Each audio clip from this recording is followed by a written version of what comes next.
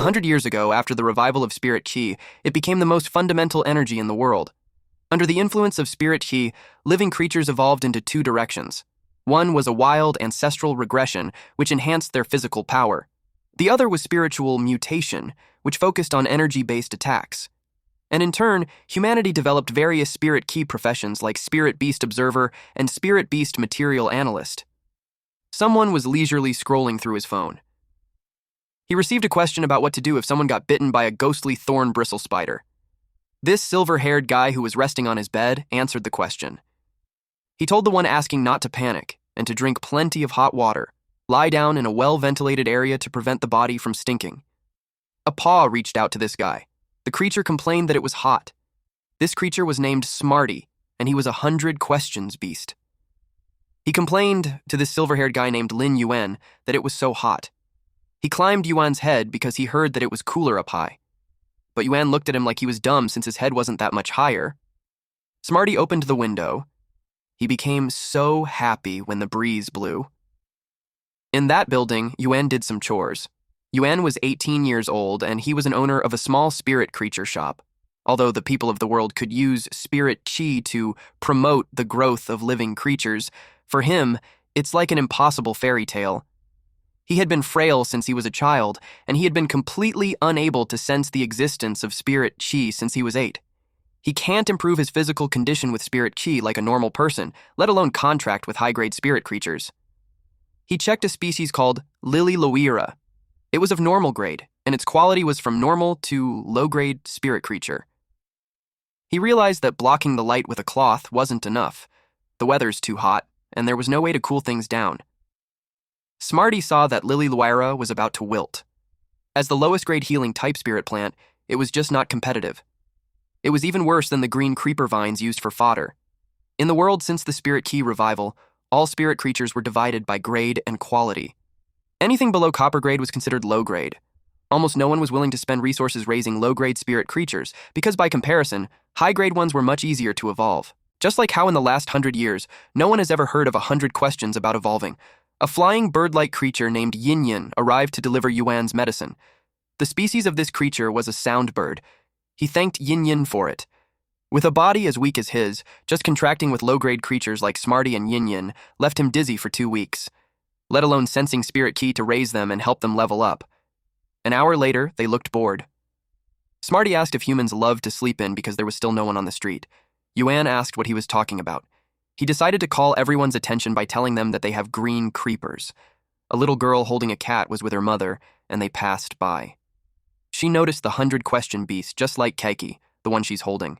Smarty welcomed them and offered green creepers. Keiki commented that Smarty's fur was so dry and gray that it was obviously a leftover. It couldn't be compared to her. Naturally, Smarty was offended. He argued that they were of the same species. He challenged her with rock, paper, scissors if she had the guts. Yuan told him to calm down. Also, there was no way they could play rock, paper, scissors with those paws. He suggested a walk to cheer him up instead. They left, since it's not like they have any customers anyway. Smarty suggested that they buy meat. He tries to justify it by saying that if he eats a few more braised pork, he'd definitely get smarter and he wouldn't have lost. Yuan looked like he was holding back his laughter. Yin Yin tried to cheer up Smarty by telling him that even though he wasn't as smart as the other 100-questions beast, he's cheap. Smarty replied that hearing that made it worse. Yuan felt bad that he couldn't sense spirit qi. Smarty yelled at him to look at his left. To his surprise, there was a blunt, armored pig. He wondered what it was doing near the park. He thought that something happened at the farm. Smarty, while drooling, attacked this wild mountain of braised pork that had appeared. Yuan grabbed him since he's just going to get himself killed. He couldn't possibly beat it. He noticed that it was angry. By nature, they were very gentle creatures. Normally, what Smarty did shouldn't have made it furious. He ran as fast as he could as the blunt armored pig chased after them. Yuan was feeling more tired than usual. Smarty noticed his breathing and asked if he was okay. Suddenly, he tripped. He hugged Smarty tightly to protect him. Yin Yin, despite being obviously scared, protected him. Smarty, too. He was ready to face this braised pork. Yuan could feel that he's about to pass out. He told them to run. Unexpectedly, his consciousness was transported. Someone called his name. He saw a large copper bracelet. He recognized it. It was the copper bracelet that he lost when he was 8. It disappeared after his blood got on it. The light traveled towards his wrist. As the bracelet glows brightly, Yuan starts feeling a familiar sensation. It was the spirit key. He hasn't been able to feel it since he was 8, and now it was back. He wore the bracelet on his wrist. He got up. Smarty, who was being chased by the blunt armor pig, saw that he had woken up. Yin urged him to think of something. But even with that little bit of spirit key, there wasn't enough time to do anything. His wrist glowed, and so is Yuan's left eye. He saw a status window of this blunt-armored pig. Its name is Zai, it was a normal grade level 3, and a defense type with a normal domain quality. He could see the information quickly, and seeing that it was at level 3, he got worried because Smarty and the others weren't even level 1. He told Smarty to dodge since it was going to attack from the right. But it wasn't enough. Even if he barely dodges, the gap in their strength was still too big. He needed more power. He wished that the bracelet was contracted to him. Yin unleashed sound waves as revenge for hurting Smarty. Yuan noticed that the light was the same as the one on Yin. Smarty and Yin's bodies glowed. Yuan thought they were evolving because of the bracelet's power. The blunt-armored pig roared loudly. Smarty tried to hold on so he wouldn't be blown away. He asked Yin how the pig's voice was louder than her. Yuan knew that even if they were evolving, the gap between level 1 and level 3 was still too big. He's aware of the pig's weak point, though. Smarty expressed that the braised pork was too strong. Yin asked Yuan on what they should do. He instructed Yin to sing to get its attention. Any notes would do as long as it was loud enough. She gave her best, and her off-tune affected the pig. Luckily for Yuan, she was immune to this after being a sparring partner for over 400 times before. The pig turned its attention to Yin and started chasing her. She realized that she had become a substitute for Smarty. Yuan instructed her to turn and attack its eyes because if it can't see, it would stop. Yin was about to use a move. Her body glowed, but it didn't push through. She finds it strange that she can't use that move anymore. Yuan's spiritual power ran out at the worst time. He begged the bracelet to hold on a little longer. Yin felt the energy coming back, so proceeded on attacking. She guided her feathers to cover the pig's eyes. While the pig shook off, it was Smarty's turn. Smarty dashed towards it. He targeted a specific area on the pig, and that was its nose. The pig ran to retreat and accidentally hit Smarty, and that made Smarty dizzy. He confirmed with Yuan if they had won. Yuan, who was barely holding himself up, replied yes. They were amazing at chasing it off, and then he lost consciousness. Yin and Smarty got alarmed. The pig ran as fast as it could, but it suddenly stopped when someone blocked its path. There was a man in a wheelchair and a beast on his lap, and he was being assisted by a woman. He wondered why there was a blunt-armored pig there. The woman's eyes widened. When she saw the feather from the pig, she was able to recognize it from the little one at Yuan's house. She told old Li that she's going to leave the blunt-armored pig to him while she goes to find Yuan first. He told her to hurry up and go. Li's eyes turned red as he borrowed the power of his beast. Yuan's consciousness was back at that place again. He had lost count of how long he's been walking there since he had dreamed it. It was the place where the bracelet was. He thanked it for sharing its spiritual power to him in times of crisis. As if it was responding, the bracelet glowed brightly. Yuan estimated that the place was about 40 to 50 square meters. He wondered if that was the so-called internal space of a spirit creature. He asked if it was its ability. Yuan checks the status screen of his spirit creature, Mobius, an unknown species at normal grade level 1 with spatial and mystic attributes. Mobius has 2 basic skills: true data, which extracts hidden information beyond what the eye can see, and calm mind, a passive skill that stabilizes the spirit and can resist negative statuses as it levels up. Yuan already knows the power of true data, and he suspects calm mind may have formed from helping Yin practice her singing. He was surprised to see that it has an exclusive trait. Usually, only those that have reached bronze rank have them. A normal grade having an exclusive trait led him to think that it could be a legendary divine treasure or a fantasy breed. Mobius possesses unique traits. It can house spirit creatures whose initial level cannot exceed its own. It only levels up when the housed creature does and copies that creature's initial skill without gaining new ones upon leveling, and each rank advancement increases its housing capacity by 1. After reading that, he realized that it could only form a contract with a level 1 normal grade spirit beast, and Mobius could only level up after he raised it. To contract 1 more, he had to raise a level 1 spirit beast until it advanced to a rank which was level 10. Raising low-rank spirit beasts was already incredibly expensive. At this rate, even someone with a fortune would be broke in minutes, not to mention how broke he was at the moment. He tried to think of it positively since it was better than nothing. At least he could feel spiritual power now. And maybe in the future, there would be a chance to turn things around. Suddenly, he heard someone ask the doctor why he wasn't waking up when it's already been half a day, and the diagnosis was just mental shock and some weakness. Yuan recognized that voice to be Auntie Jiang from next door. He realized that it was time for him to get out.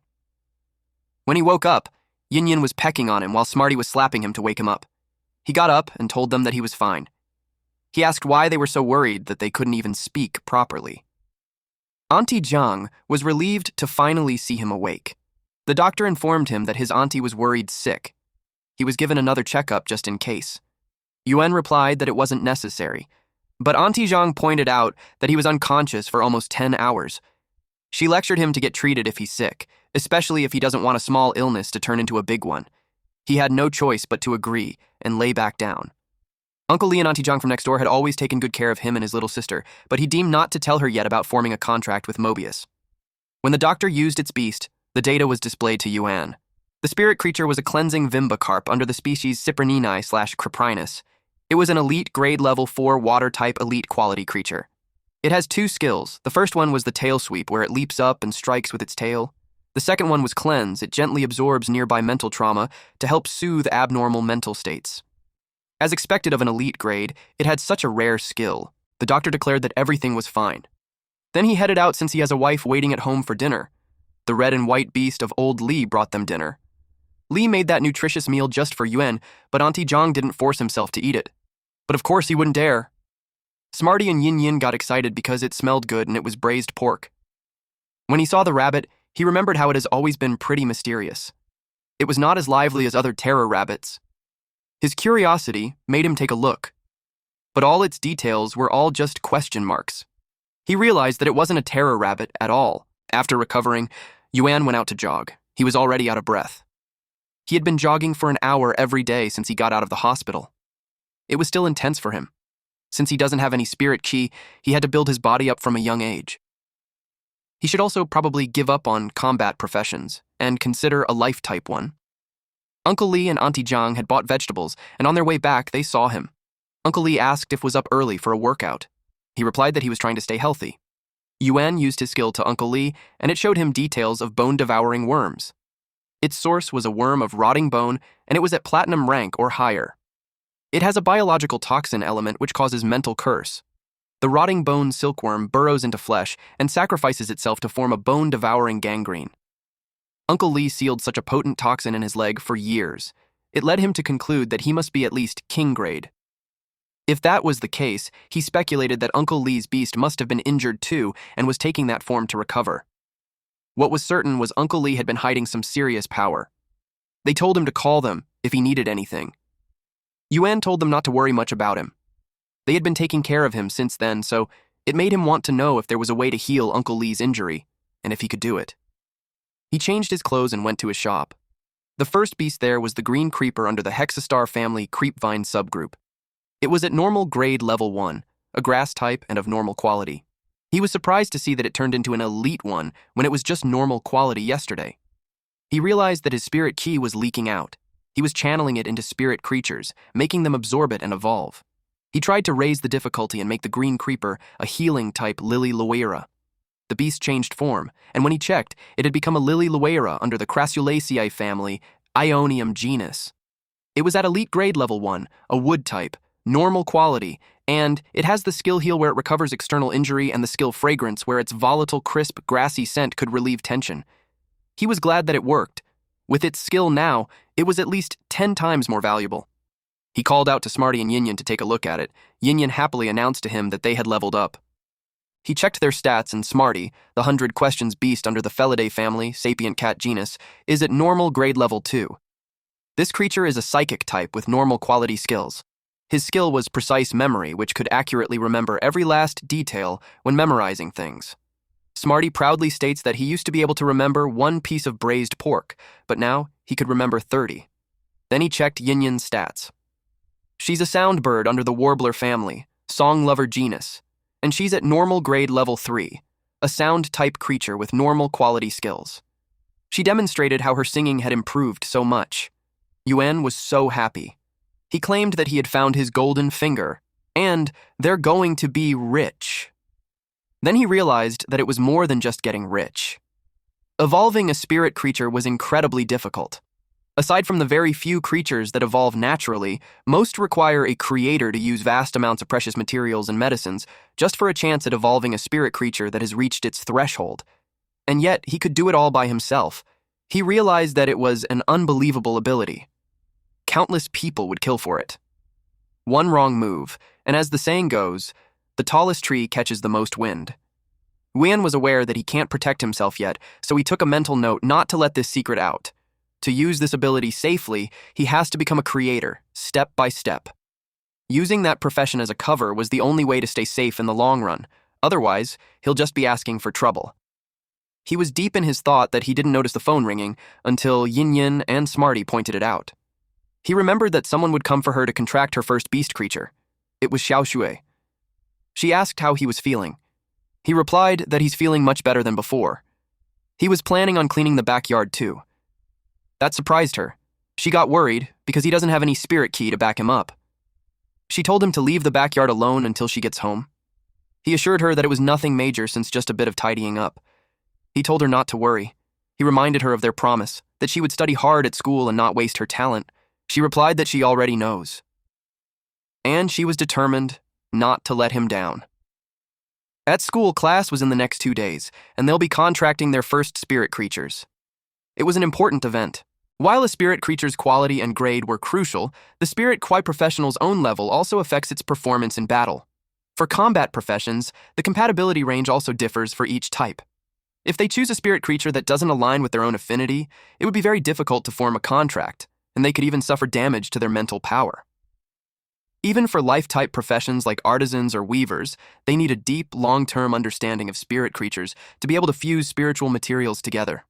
What's more, their class was geared toward training combat-type professionals, so synergy between their spirit creatures was something they must consider very carefully. The class was dismissed. Shui was told to stay behind for a moment. The teacher asked her if she wanted to reconsider the spirit creature that she's contracting. She's aware of her family situation, but her talent was exceptional. The Federation's 100 Sun selection was coming up, and she was advised not to let this opportunity pass her by. She became gloomy after that.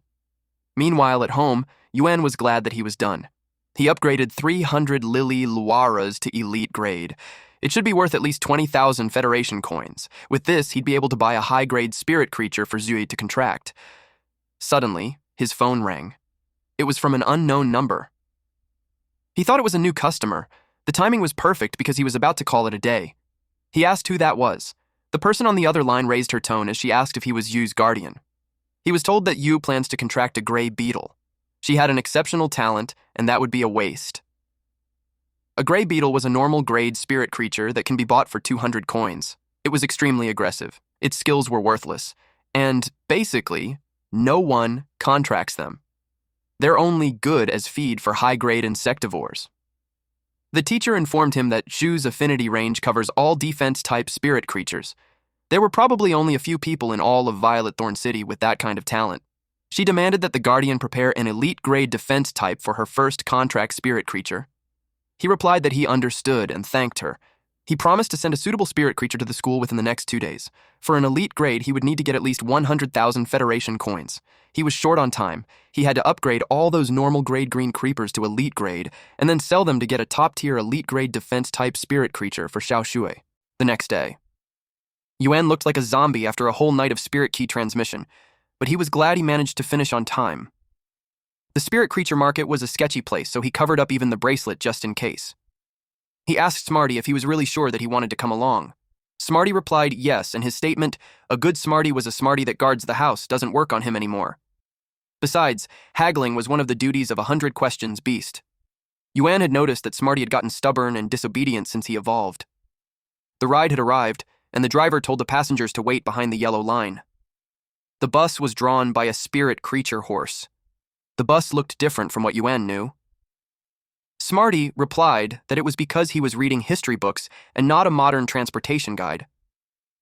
A century after the Spirit Key revival, all sorts of spirit creatures have replaced some of their old steel machines. The driver told them to hold on tight, then they sped off. It was really fast and Smarty fell out of the window. Fortunately, Hao was able to grab him. The driver asked Yuan if he's heading to the spirit creature market too. If so, he picked a good day for it. Yuan asked why. The driver asked if he hadn't seen the news. A couple of days ago, a dimensional rift opened up about 30 miles outside Zia County. It took the Violet Thorn Guards 2 full days and nights to hunt down all the aberrant insects that poured out and get the situation under control. They say a squad of Violet Thorn Guards were still stationed nearby.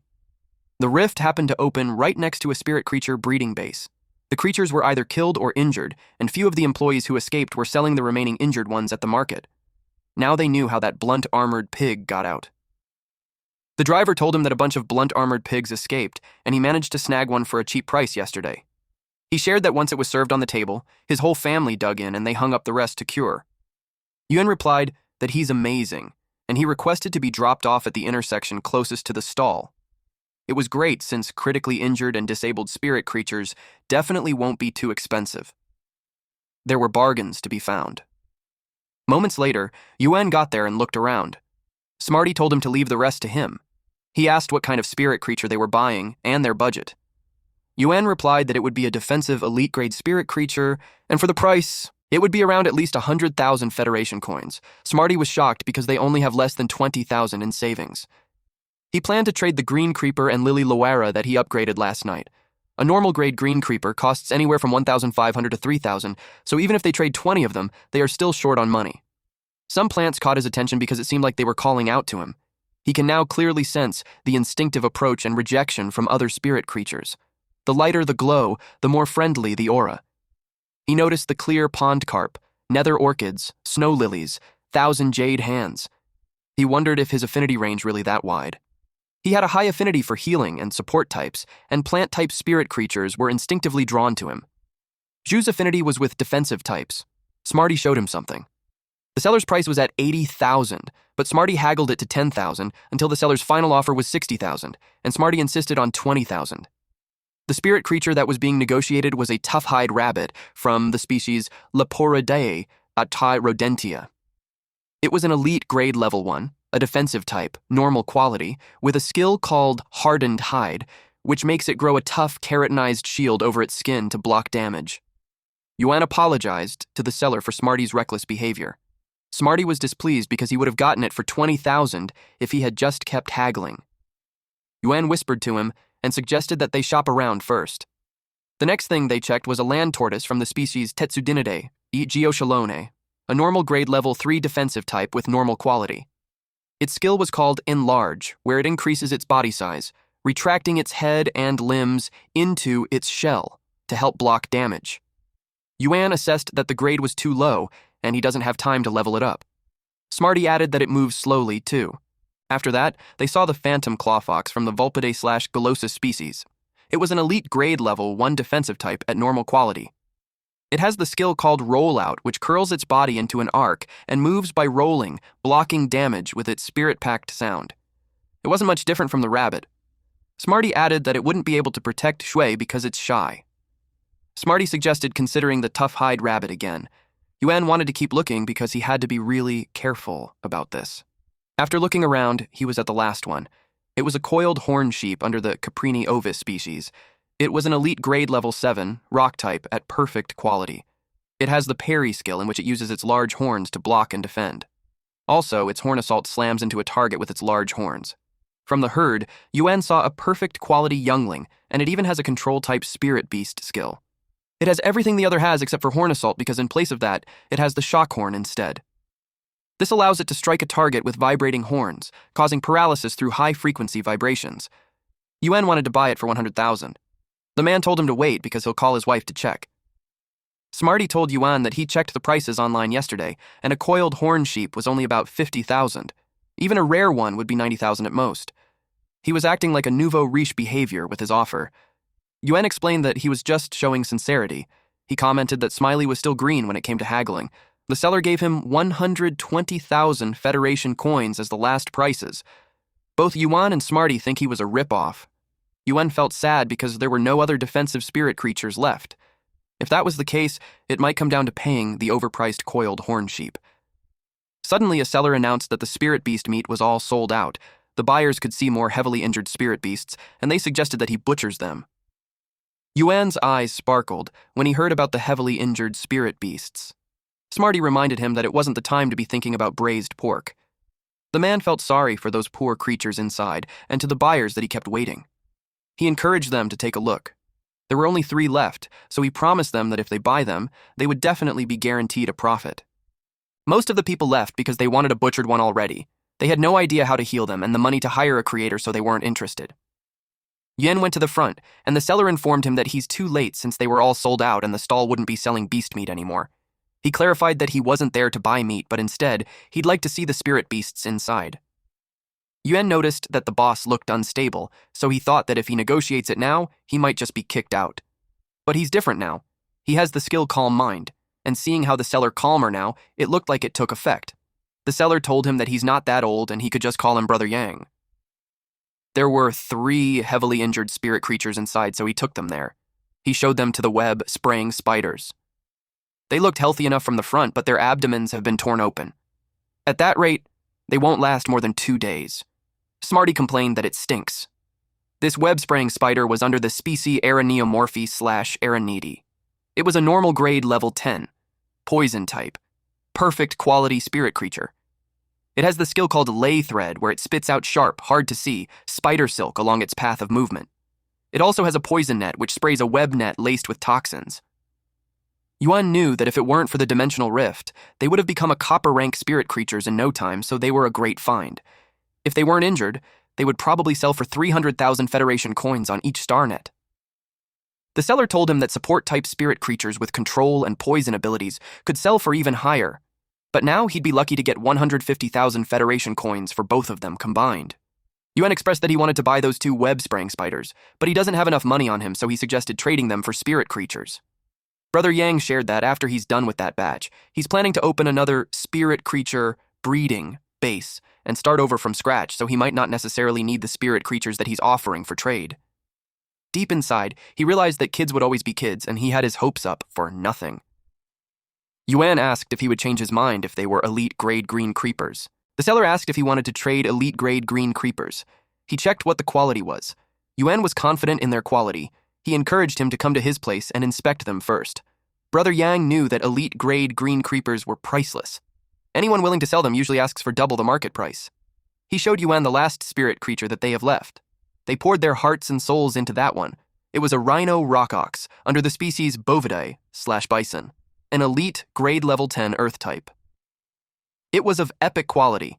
It has the skill called Rock Horns, where it coats horns in rock and launches a reckless, self-sacrificing charge. The other skill was called Sacrifice, wherein, when its contractor is harmed, it willingly takes on a share of the damage. Yuan's eyes glimmered when he saw that. He asked how much it was being sold for.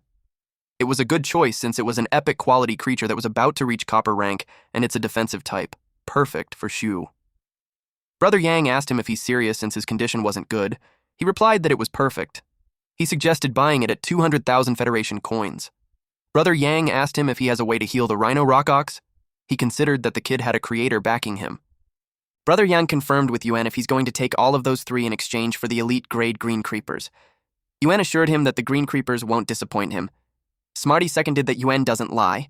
Brother Yang believed him, and now that he would be taking all 3 spirit creatures, he could pack up his stall and they'll head out in a bit to see the green creepers. Good thing he has the spirit lockbox right there. He'll just pack up the rhino rock ox and the web-spraying spider and bring them along. He threw it, and it had become larger. Smarty asked what it was. He replied that it was a spirit lock box. It's a patented invention from Ostrich Logistics. They could store spirit creatures inside, and their size adapts to the box, and their weight is negated, making them light and easy to transport. Smarty was surprised to learn that there was something that good. He asked how they had never used one. Yuan replied that their family never had the spare cash for something like that before. The rhino rock ox entered. Smarty couldn't believe that something that huge would really fit in there.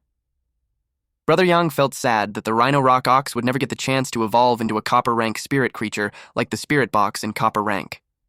After that, he released his tumor-crowned fire lizard. This is from the Lizardae family horned lizard genus. It is at copper rank 7 out of 10 and at normal quality. For skills, it has shedding fangs, in which, during a bite, it can detach its teeth, leaving them embedded in the target's body. It also has a death roll wherein, after biting a target, it twists and rotates its body with its mouth as the core to rip away flesh and bone. It has an exclusive trait, which is the burning venom wherein proliferating poison glands connect to the salivary glands, infusing its saliva with a burning toxin. It cuddled on him. He was proud of this spirit creature, so he asked if Yuan thought it was impressive too. Yuan was so impressed that he checked it thoroughly. It was a rare chance to observe a copper rank spirit creature up close. Its burning venom trait gives it a powerful offensive edge.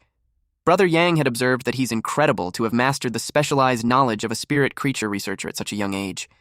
He thought that if he's not a natural prodigy, then he must have a master guiding him. He bet that he made the right call on this one. Suddenly, someone called Brother Yang. The other vendors complained that he suddenly summoned his tumor-crowned fire lizard all of a sudden. Their tough rabbit hide became too scared to eat. It was the same for the fairy monkey, too. He apologized and informed them that they would be leaving at once. Yang, Yuan, and Smarty rode the tumor-crowned fire lizard, and they sped off. It was way faster than a thick hoof donkey cart. Eventually, they have reached their destination. Brother Yang commented that Yuan's place was closer than he thought. He also noticed that Yuan was in great shape since most people can't help but feel sick their first time riding one of those. But it was nothing to Yang, because the real thrill to him was riding a flying spirit creature and looking down at the world. Despite how sick he and Smarty looked after riding, he still thanked him because it was the first time he rode a copper rank spirit creature. He opened the door while setting his expectation that the place was a bit plain and telling him to make himself at home. Brother Yang subtly observed the place, and he could tell that it doesn't look like a place where a creator would be living in seclusion. If the kids' green creepers weren't up to par, then their deal was off, since business is business. He was thinking of that until he saw the green creepers. He was fully convinced that a creator was involved since it was impossible to cultivate elite-grade green creepers of such high quality without a creator's help. It was far beyond his expectations. They were really prime quality, considered to be rare items that few merchants could even find on the StarNet. Before those green creepers evolved, he added energy ore to the soil, so their root systems were all developed. Yuan was confident that there were no problems with their quality. Brother Yang saw that the sap from the cutting was so rich. He realized that the kid wasn't exaggerating when he said it was top-tier elite grade. He was hopeful that his luck was finally turning around. He recalled his experience when he visited a master creator. To get their help, one must offer them the spirit materials they like.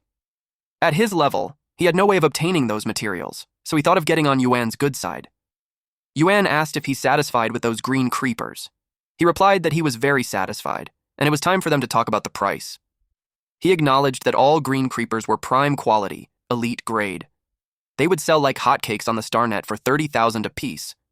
His best offer was 3,000 per pot, and he'll take 100 pots. Smarty was shaken when he heard those numbers, so he tried calculating it.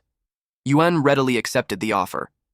He happened to need a large quantity to raise his spirit key profession rank, and green creepers were the most convenient way. It was no small transaction, and yet Yang noticed that the young man was completely calm and unflappable. He thought Yuan was used to big deals. He started thinking that the ordinary clothes and small shop was a smoke screen set up by the person backing him. He asked how many days he needed to prepare the goods. Yuan replied that he needed 7 days. He came up with that after considering that he spent an hour per pot, 2 days to deliver spirit creatures to Shui, and factoring in time to rest. Meanwhile, Yang was thinking that he had received a blessing in disguise and his luck had finally turned. After the exchange of Rhino Rock Ox and Green Creeper, Yuan instructed him to pick them up in 7 days. Yang asked if he's certain that he doesn't want a deposit for the remaining 70-plus pots. Yuan replied that they could just settle the full amount when he came to pick them up. He told him he'd be back in 7 days. Yuan replied that he'd see him then. After that, it was time for the most troublesome task. He placed the Rhino Rock Ox in the backyard. Yin asked if he was going to live with them permanently. Smarty replied that they can't afford to keep him. Yuan responded that they have to save him first. The Rhino Rock Ox was already extremely weak, so he had to hurry. He used his skill and saw the scars slowly recovering. After he confirmed that it was working, he sped up a little. He unleashed more power. The rhino rock ox started making loud sounds. Yuan wondered what was happening. It was like the rhino rock ox was encased in a crystal. He thought that it was a barrier to advancing to copper rank. They continued on, and it was already dusk. Eventually, nighttime came and they were still at it. He was with this big fella and smashing the wall. Finally, a crack had formed, and a powerful energy erupted. It was a success. The rhino rock ox had become an iron-horned rhino ox from the giant horn family bull genus. He was at copper rank level 1, 1 out of 10, metal type, normal quality. It has the rock horn skill where it coats its horns with reinforced metal to deliver a reckless, self-sacrificing charge. And also, the skill sacrifice, wherein when its contractor was harmed, it actively takes on a portion of the damage.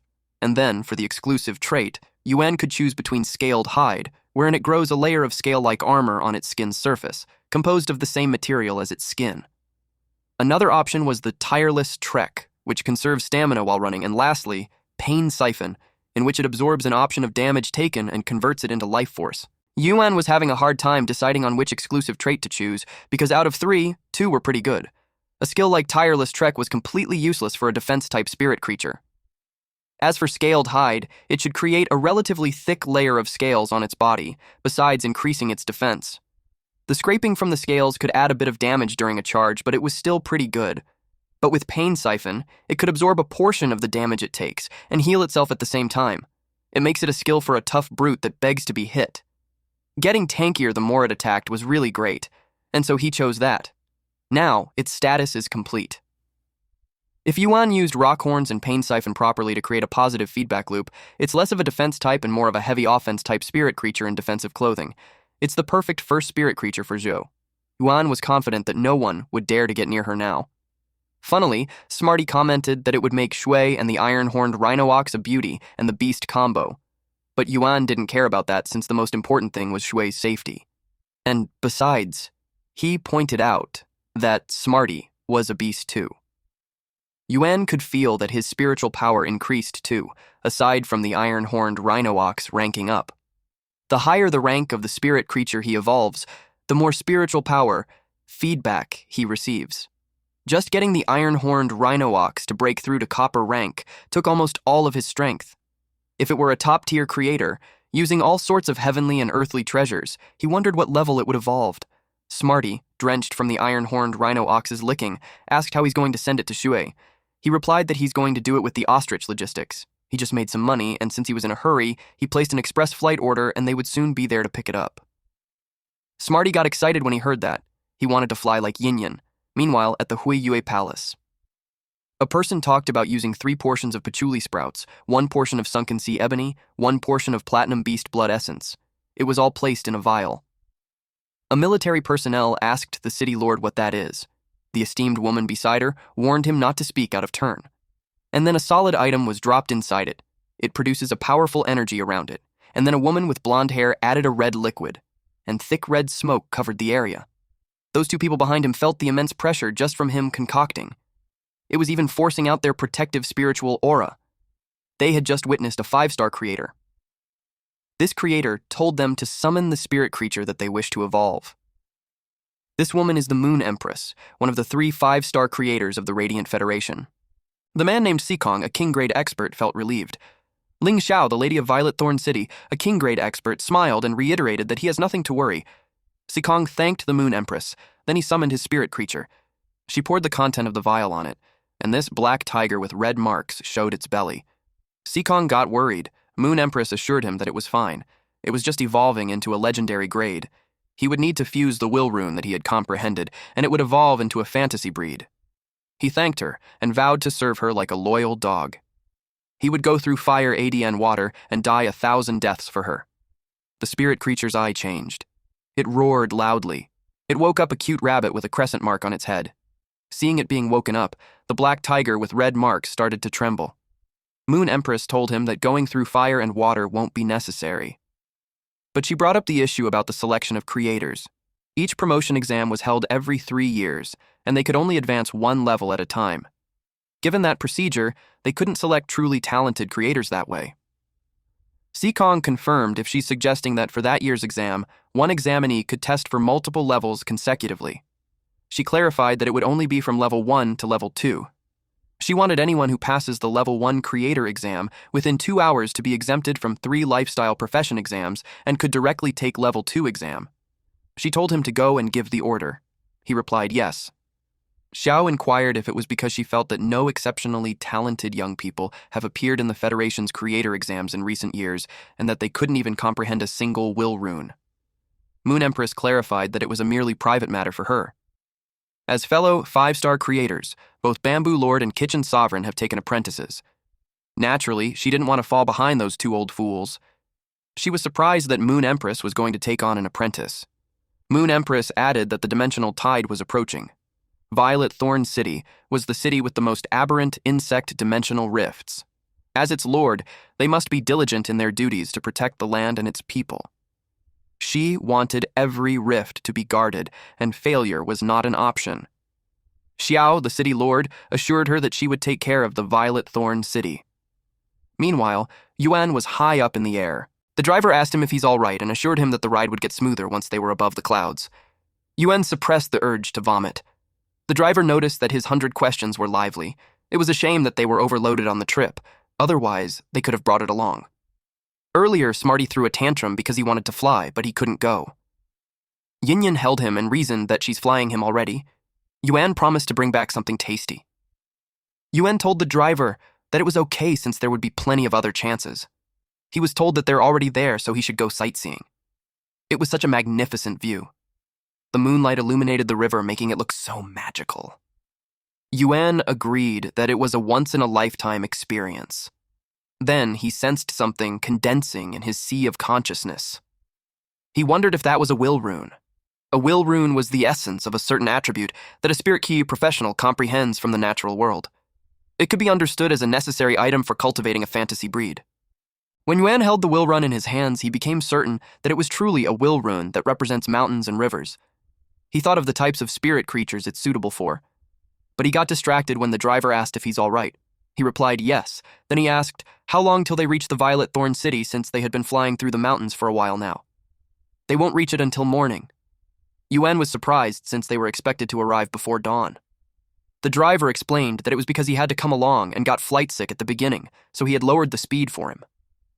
Yuan replied not to mind him and went full speed. The driver did what was told.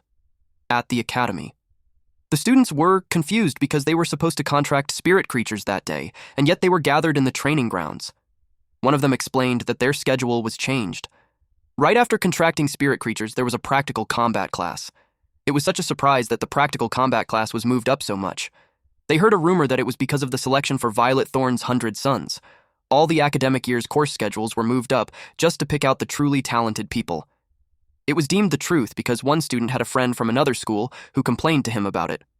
The teacher told them that the session informed them that the practical combat class for 3rd year grade, and it also served as the first practical combat drill for the 1st year combat class. In a moment, after the students have formed their contracts, they would be matched against 3rd year students for practice battles according to the numbers they draw, to familiarize themselves with their spirit beasts' skills. The female student beside Xue expressed that she was nervous. She asked if Xue would really contract a gray beetle. Xue replied yes. She held it in her hand. The battle started, and a blunt armor pig chased after a small spirit creature. The 1st year's gliding squirrel has fled the battlefield, so the 3rd year won. One 1st year student complained that it was unfair. They had just signed their contracts, and now they're battling their seniors who already have combat experience. The situation was completely one-sided. Xue was next. She was the best in their class, so they hoped she raised the flag of their class. The teacher announced the 9th battle. He asked the candidates if they're ready. The 3rd year replied yes. The 1st years recognized him. He's Feng Lixing. His family has a relative in the Creators Guild. Lixing was participating in the Violet Thorn's 100 Sons and was just a few practical combat victories short. Xue was highly regarded too, but there was a problem with her spirit creature. Deep inside, Lixing felt lucky. He had just received the news from the Creators Guild last night, and now he ran into this bunch of stepping stones to rack up his win rate. To him, it felt like heaven was on his side. Not just the Violet Thorn's 100 Sons, but even becoming a disciple of the Moon Empress was now much attainable, and he's not far from the meteoric rise. He also heard that the 1st year named Zhu plans to contract a gray beetle. If that was the case, she doesn't even have a sliver of a chance to win. Xue was determined. She wouldn't give up even if she only had that gray beetle. She was about to say that she's ready when someone called her. It was her teacher. She was dragging a spirit creature. It was the best that she could do. It was a yellow-spotted dog in elite grade. She didn't want her to waste her talent on a gray beetle. Suddenly, someone told them to wait, and a large bird flew across the sky. Yuan jumped and landed near them. He thanked the teacher for her kindness and informed them that he brought Shui's spirit creature. Shui was surprised to see her brother. He was glad to have made it in time. He encouraged her to trust him and form a contract with it. The teacher was suspicious, though. She probed if they could truly rely on it because if not, there's the yellow-spotted dog, though. It's not very obedient. Lixing laughed out loud.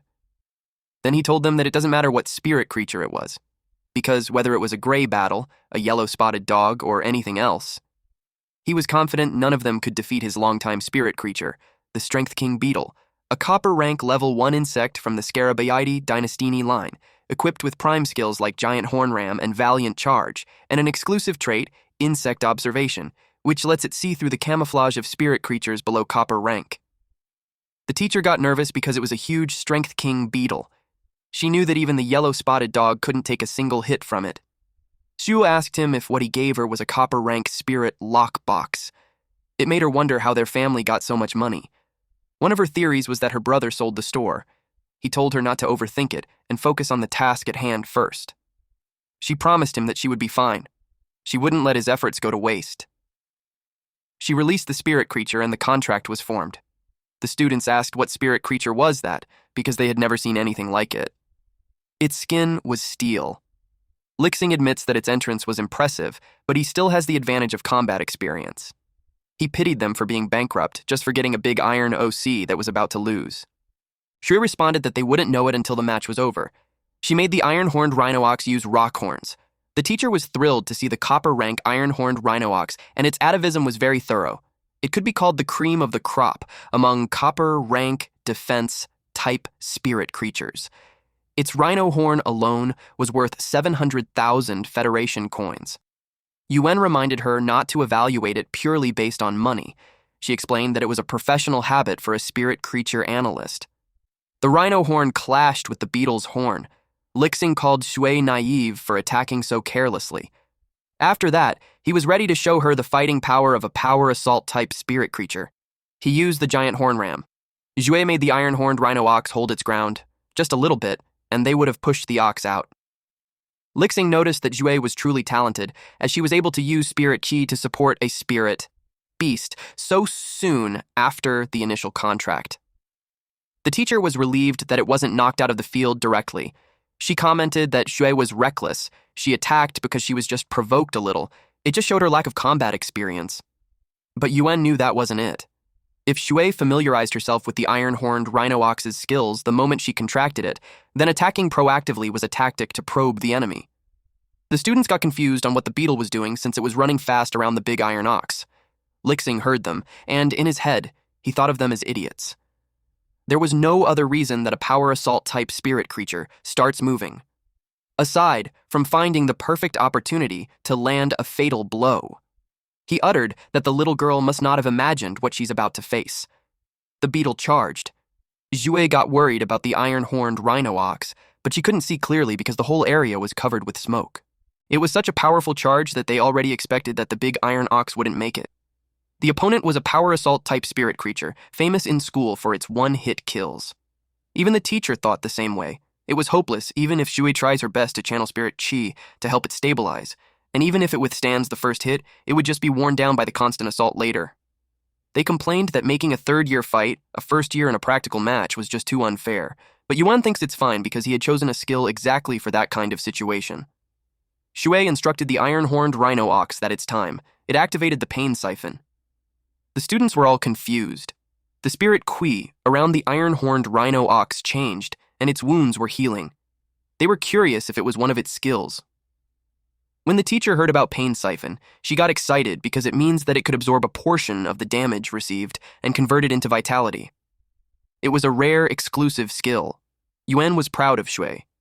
Even though it was her first practical combat, and her first time seeing an iron-horned rhino ox, she could still control the situation and seize the opportunity. Lixing shouted that even if it has an iron hide, it was just a slightly tougher punching bag. He made Strength King Beetle continue the attack.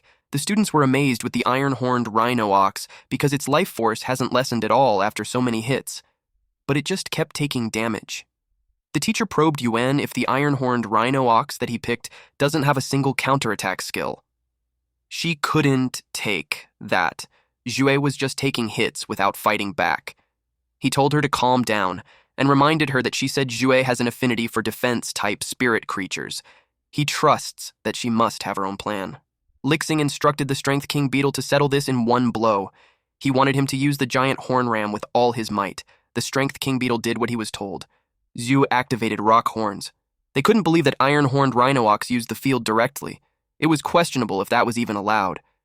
Meanwhile, Yuan was so proud that she adapted to the terrain. It was a great move. Lixing got annoyed that she resorted to cheap tricks. He instructed iron-horned rhino ox to smash them. Debris flew everywhere as the Strength King Beetle continued to charge. Zhu made the iron-horned rhino ox continue using the rock horns. Their horns clashed. The students' jaws dropped when they saw the big iron ox withstood it. They couldn't fathom that the two were evenly matched, but they could tell that the Strength King Beetle had the upper hand. The teacher started to explain that it's because the Strength King Beetle skill, Giant Horn Ram, was a self-sacrificing attack that disregards its own injuries. And when facing the iron-horned rhino ox's defense, each attack also caused some damage to the Strength King Beetle itself. Furthermore, this Strength King Beetle was likely specially raised according to Lixing's own preferences, pursuing only maximum attack power and precise attack locking. Therefore, the possibility of its attack being blocked by a spirit creature of the same grade was overlooked. Yuan knew that the high-attack, high-quality training method was meant to seize suppressive power in a duel and end the battle quickly. But there's also a case where Lixing couldn't defeat an opponent quickly. They saw the Strength King Beetle slip. They thought that Zhu was just lucky, but her teacher informed them that it's not luck. Although they were both spirit creatures, when it comes to a prolonged struggle of strength, the body balance of an insect-type spirit creature just can't compare to an iron-horned rhino ox. Besides, the contractor's mental state also affects the spirit creature's condition. These were all points from the textbook that students should know. Lixing was getting annoyed that a mere first year not only contracted a copper rank spirit creature, but is now blocking a power assault type spirit creature's attack with a defense type. He felt that fate screwed him over. He ordered the Strength King Beetle to create some distance and attack the little girl on the other side directly. Strength King Beetle jumped away. It rolled towards Zhu. The teacher complained that it was against the rules. Yuan hoped that Zhu could dodge it. Zhu instructed the iron-horned rhino ox to continue using rock horns on the ground. It made cliffs, and the Strength Beetle hit one of those, causing it to fall at the edge of the field. Because of that, the match has been decided. Shocks washed over Lixing's face. They declared Zhu a winner. The first years celebrated that they had finally won. Shui's teacher finally understood that the repeated use of rock horns was to accumulate enough rocks on the field, making the final rock horns powerful enough to flip the Strength King Beetle. The student that had high expectations didn't disappoint. She pats Yuan at the back while commending him on getting his hands on something good. Yuan told her to calm down because her slap was quite powerful. Zhu ran and hugged her brother. He congratulated her. She pouts and probes him where the money came from. She asked if he sold their shop. She also asked what would happen to his illness if they didn't have money. She was worried for his health. He told her no and assured her that he's all better and business was booming. The teacher didn't want to interrupt, but they were out of time, so she was brief. She told Yuan that with Zhu's talent, the school hopes to recommend her to participate directly in the preliminary section for the Violet Thorn's 100 Sons. The Violet Thorn's 100 Sons selection was the most basic regional selection. The ultimate goal was to qualify for the Radiant Federation's 100 Sons selection. That was the truly top-tier national competition. Even though Zhe was only a first-year high schooler, her talent was enough to be selected for the Violet Thorn's 100 Sons preliminaries. The Academy's educational resources would also be fully devoted to her, and she would definitely grow very quickly. Yuan thanked her for taking care of Shui. He assured her that he would pour all his effort into Shui's spirit creatures and resources from then on. She replied that nurturing a good seedling was also what she ought to do. She told Shui that if she didn't have a class for that afternoon, she could show her brother around the school. Yuan was worried about the yellow-spotted dog. The teacher told them that she could raise it herself. After going around and getting snacks, Yuan emphasized that he could sense spirit qi now. He asked what other proof she needed. She wanted to see it with her own eyes to be relieved. She knew that the iron-horned rhino ox must have been expensive. He showed her bank account, and her eyes widened when she saw how many zeros there were. He informed her that after his spirit qi recovered, he discovered he has some talent as a creator, so he took a job with it and earned some money. He encouraged her to just focus on her studies and go participate in the selections and get good ranking. She also doesn't need to work part-time to support the family, and Yuan revealed that he also plans to take the creator certification exam. She was happy for him. He invited her to celebrate and eat something good. She expressed that she wanted to eat hot pot. He was fine with whatever she wanted. Meanwhile, the teacher asks the yellow-spotted dog if it eats meat buns. I think the real MVP for this is this teacher. I wish all teachers are like her. Anyway, Yuan booked the ostrich logistics again to get back home. While on the ride back, he thought of putting more effort too now that Shu's studies were on the right track. After all, exams weren't that easy. He had to buy the beginner textbooks for the spirit creature researcher and spirit material analyst later. There were quite a lot of books. He thought of seeking Smarty's help too. During that day's practical combat, although Shui only seized the opportunity because of the skill's damage reflection mechanic, her stable and sufficient amount of spirit ki was the cornerstone of her victory. But compared to her, his spirit ki amount wasn't enough to be called a true spirit ki professional. Even if he wanted to level up Mobius, the exclusive trait Lock Spirit had harsh conditions. It has to start from normal grade level 1. He was surprised when they suddenly flew so fast. The driver was showing off the top speed of the black-winged falcon to get good reviews since Yuan was almost late when he dropped him off earlier. Yuan told him that he still has things to buy, and the driver suggested that he just place an order on StarNet via Ostrich Logistics, and it would be delivered the same day. When they arrived home, the bird was already drained. Yuan asked him if it was still okay. The driver assured him that there was nothing to worry about. Now that the trip has been completed and everything was delivered just as he wanted, the driver reminded him to give them good reviews. Yuan promised he would, and then he thanked them for their hard work. He had tons of boxes at home from his online shopping. He planned to set up an online store so in the future, he won't need to go to the spirit creature market, which would be safer. He announced that he's back. Smarty and Yin Yin welcomed him back. Smarty missed him, but Smarty stopped himself because he remembered that he was supposed to be angry. Yin Yin told him not to be angry since she had already taken him for a flight. Yuan promised him that he would take him next time. Smarty was stubborn to the point that not even braised pork would cheer him up. Internally, Yuan thought of his behavior as childish, but the good thing was he came prepared. He told him that he had an apology gift for him. Yuan opened the can of cat food. Smarty couldn't resist it since it smelled so good. Because of that, he shortened the duration of his anger. Yuan told him that if he liked it, he'll buy it for him every day. Yin Yin asked if there was something for her. Yuan happily showed her an elite-grade green creeper exclusively got her. That pot would be her personal ration from then on. It was a surprise that he offered her that because previously, he wouldn't let her eat it. Smarty noticed Yuan carrying the boxes, so he asked him if he's not eating. He told them they could eat first because he still had to sort out the goods. When he was done, the store had been filled with pots. Even Smarty commented that it was way too much. He admits that he didn't really expect there to be so many. Yin Yin noticed that there was a different plant, so he checked it. There was a card that notified him that the purchase of 100 pots of green creepers makes him entitled to receive 1 Lily Luara of the same grade for free. He didn't expect them to have that kind of promotion. Then Yuan remembered that the spirit creatures that suited him were healing type, support type, and plant type. His eyes sparkled as he claimed that it was exactly what he needed. A healing-type plant spirit creature that has healing skill at normal grade. He instructed Smarty and Yin Yin to stay downstairs and take good care of those green creepers. Upstairs, Yuan got to work. He used the exclusive skill, Lock Spirit. He hadn't rested in a long time, so his mental power wasn't in its best state. But since he already started, there's no turning back. Eventually, he completed the Lock Spirit. He was pleased that, unlike before, there was no drain on his mental power at all. As long as he kept injecting spirit ki, he could start chain leveling next. An hour later, the Lily Luara became an elite grade level 1, legendary quality. Its skill was heal, and it recovers external injuries. Yuan was relieved that the leveling was finally complete. He checked Mobius. Its species was still unknown, but it had leveled up to elite grade level 1, legendary quality. its skills remained the same. He was surprised when it suddenly glowed brightly. He was transported to Mobius's lock spirit space. He noticed that it was bigger than last time. Suddenly, someone spoke to Yuan asking if he could hear him. He replied that he could hear him loud and clear, and he greeted Mobius that it had been a while. Just a mini lesson from Zhu. When a spirit professional forms a contract with a spirit creature, it consumes mental power. A person could contract 2 to 3 spirit creatures in their lifetime, with the known limit being 5. Lock spirit was Mobius's exclusive trait. It can achieve the same effect as forming a contract, but the contractor does not need to expend any extra mental power. Instead, the cost was borne by Mobius. The number of contracted spirit creatures was determined by how many times Mobius had leveled up.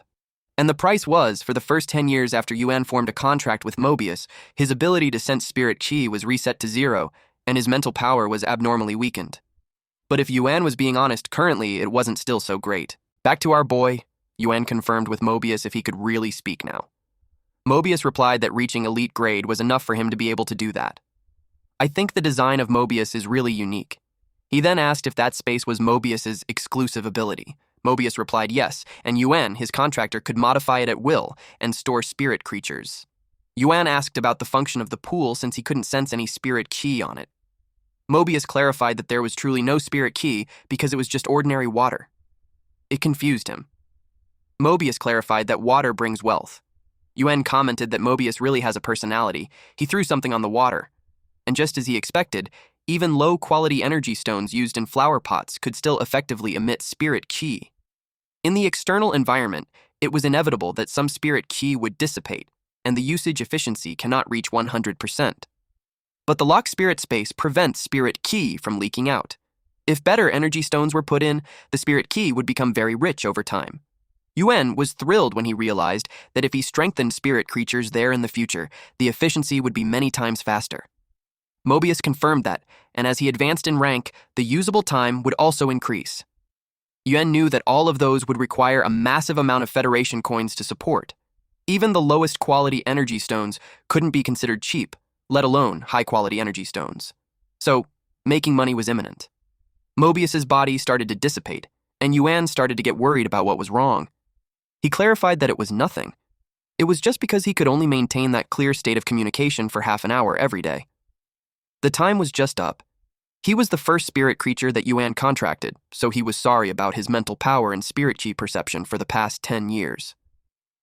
Yuan replied that it didn't matter, since those 10 years also allowed him to figure out a lot of things. Besides, now he has hope again, and the road ahead is still long. The challenge had only just begun. However, for Yuan at that moment, sleep was the greater force majeure. He was deep asleep. Then the next day, he used his powers on the green creepers again, while Smarty was just surfing the net. Yuan worked hard for several days. When he was done, it was late at night already. Yin Yin and Smarty were deep asleep. He went to another room and used heal to the 2 web-spraying spiders. Now, they were saved too, and that was the fruit of his leveling exercise. 7 days later. Brother Yang had arrived in front of Yuan's store. Before entering, he prayed first that he would get a chance to turn around his life this time. Then he thought about it and admitted that producing 100 pots of green creepers in such a short time was indeed too difficult. He was so lucky that he was to run into a spirit creature store with a creator behind it. He opened the door. Yuan expected him. There was no denying that it was because Yuan agreed immediately to their deal, and he had an urgent need. Yuan showed him inside. Yang already conditioned himself that it would be fine even if only 30 pots were completed. It was just enough to have hope for his newly rented spirit creature breeding base. He looked to the right and saw the pots. And on his left, there were several more pots. There were pots everywhere. Yuan informed him that they were all there. He initially wanted 76 pots so he could just pick those pots out of 100. He was in awe. He admits that Yuan saved half of his life. Yuan told him that there was no need to flatter him. Brother Yang told him to name the price and he won't haggle down a single cent. He told him that the original price was fine. Yang was touched that he had met a noble person in his life. He would definitely know he was his sworn brother. He informed him that he would buy it at the original price. Before he left, he told him that he would get his breeding base up and running, so he must come to visit him then. And if there were good things, he would save them for him first. Seeing how happy Brother Yang was, Yuan realized that being a creator was a really good profession. Now that the room felt empty, it was time for him to restock. He asked Smarty if he had already figured out the StarNet registration he asked him to learn a few days ago. Smarty yelled that something bad happened. It made Yuan rush to his side. He was crying when he went to Yuan and told him that he got fat and couldn't eat energy biscuits anymore. Yuan assured him that his fur just got fluffy. And looking at his stats, Smarty had leveled up to elite grade. Yuan asked if he felt that he became smarter. He replied yes, but he believed it was because of his own extraordinary natural talent. Before, he could remember 1 energy biscuit worth of things before. Now, he could remember as much as 5 energy biscuits. Yuan noticed how Smarty's favorite changed from braised pork to energy biscuits now. He told him that he would have a lot of things to ask for his help with. Smarty confidently replied that he could trust him with it. Yuan looked for Yin.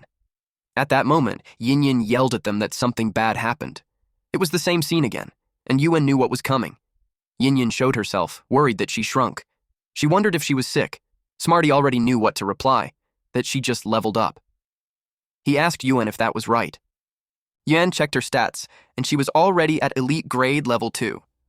Her skills were Sound Spike, wherein she fires a spike made of sound towards a designated target, and Turbulence, where she flaps her wings to generate continuous, rapid, and irregular airflow. Basically, it looked like her skills were for combat. Yuan asked why they were unrelated to singing. Smarty admits that they secretly tested their skills. He showed him a board. Yuan asked if the marks were caused by a sound spike. Yin replied yes and shared that they played by themselves when he wasn't home. Smarty suggested that they try again to see if the power has increased. Smarty held the board, and Yin told him that it was dangerous because it was too close to the target. Yuan began the sound spike experiment. Smarty told her that it would be fine because her aim was quite accurate. His eyes widened and his jaw dropped when Yin attacked. Now he was convinced that it was too dangerous. Yuan pats his head to comfort him. Next, they tried Turbulence. Yin unleashed it and shattered the plank. Yuan noticed that the power was far comparable to when it was normal grade. He realized that Yin was an authentic combat class spirit pet. The goods had been delivered to Yuan's place, and he was asked to sign the document. Meanwhile, Smarty suggested that they test Yin's skill again because he bet that she could now pierce through an iron plate. Yuan refused because they had done it several times already, so Yin was already tired. He opted to let her have a good rest, and he pointed out to Smarty that 100-question beast was a different type, and he would have a use in a while. Smarty encouraged him to tell him whatever it was. Yuan instructed him to feed those 2 web-spraying spiders. Smarty was nervous when he did that because he might get bitten. Yuan noticed that fearing arachnids was the instinct of most spirit creatures. Yuan was just teasing him and helped him later on. Then he instructed him to record the information of the spirit creatures in the store. From then on, matters to the data would be handed over to Smarty to manage. Smarty noticed that the web-spraying spiders were emitting different lights. The one on the left was green while the right one was purple. Yuan knew that it was the sign that they were about to advance in rank. They sprayed webs and turned themselves into a cocoon. Smarty was impressed that Yuan had made those 2 advanced at the same time. Yuan explained that it was the same with the iron-horned rhino ox back then. They were already in a state awaiting evolution, but unfortunately met with an accident and were heavily injured. After replenishing enough vitality, advancing was just a matter of course. 2 hours later, the spider came out. One of them had an evolutionary direction towards prehistoric reversion. Its exclusive trait was fierce poison, which causes its body, including the webs, to carry intense toxicity. The other one went on a spiritual mutation. Its exclusive trait is sticky web. It increases the stickiness of the web, making the web-spraying spider's controllability stronger. Smarty was amazed that they were actually completely different evolutionary directions. Yuan admitted that he didn't expect it either. It seemed like Brother Yang had laid a good foundation. Smarty asked if they were going to sell them. He already registered the shop on StarNet. Yuan decided to take a look. He asked why they still have to input a shop name. Smarty specially left it for him so he could participate too. He started typing. He chose the name No Lost Spirit Creature Store, and his username was Deep Mountain Old Forest. Smarty commented that he went through so much trouble to apply for the shop, and it was given an old-fashioned name. After that, Yuan confirmed if the StarNet receiver had been installed. They still have to test the StarNet card later. He was informed that it was almost done. He scanned a card.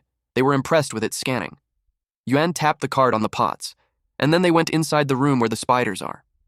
Smarty asked if those spiders needed to be scanned too. Yuan replied that it was the top priority, and then Yuan playfully scanned Smarty like he was attacking him. After playing for a bit, their background changed. Smarty asked where they were. Yuan told him that it's the storefront inside StartNet. The complicated application procedures weren't just for an ordinary online store. Smarty was impressed by how big the place was. It was twice the size of their home. Although StarNet was a world composed entirely of data, the data actually exists in reality. It's just presented there in the form of a virtual image. Smarty wondered why the decorations from their home weren't there. Yuan replied that it was because the decorations inside StarNet cost extra money. It was for such a practical reason. Yuan learned to navigate the menu bar. And after that, they went to the StarNet community to look around. Yuan told him not to run around. Smarty's eyes sparkled when he saw a pig that could serve at least 80 meals of braised pork. Then he pointed out a store to Yuan. It was a furniture decoration store. Yuan decided to check inside for furniture that they could decorate the shop with. An intelligent robot approached them and asked what furniture they needed. Smarty was in awe when he saw it. Yuan expressed that he wanted 2 flower stands and a 1.5-meter-high counter. The robot led the way and brought them to what they needed, but it made them pale as their jaws dropped.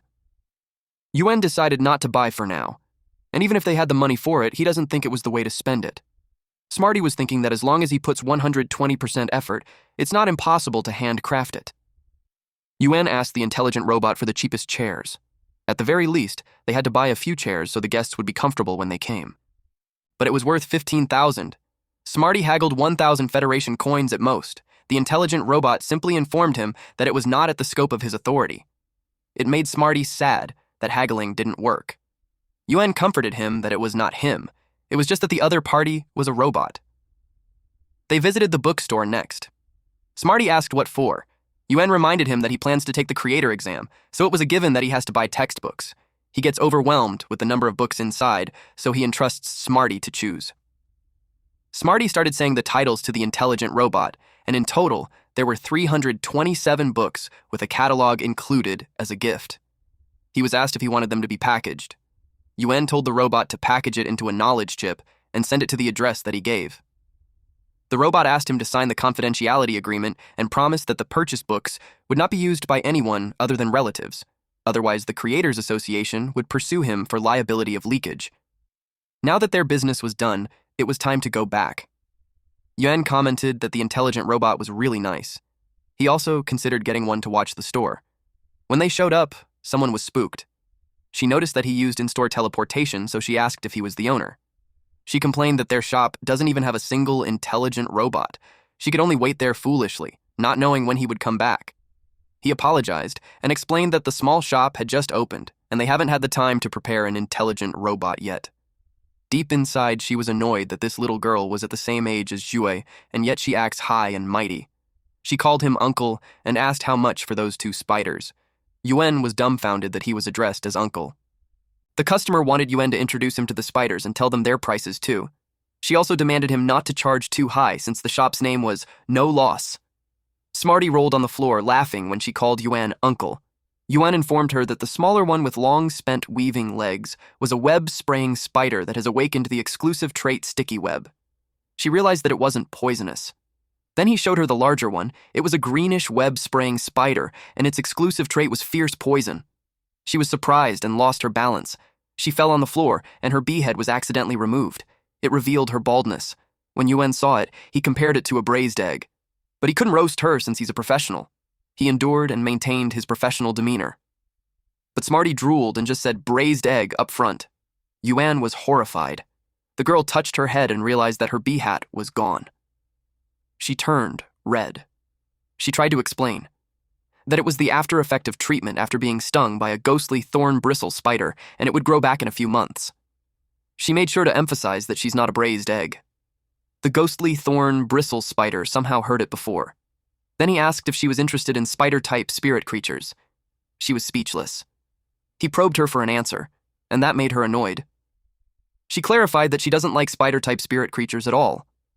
Yuan then asked why she was looking for spirit-type spirit creatures, and even coming into contact with a dangerous type like the ghostly thorn bristle spider.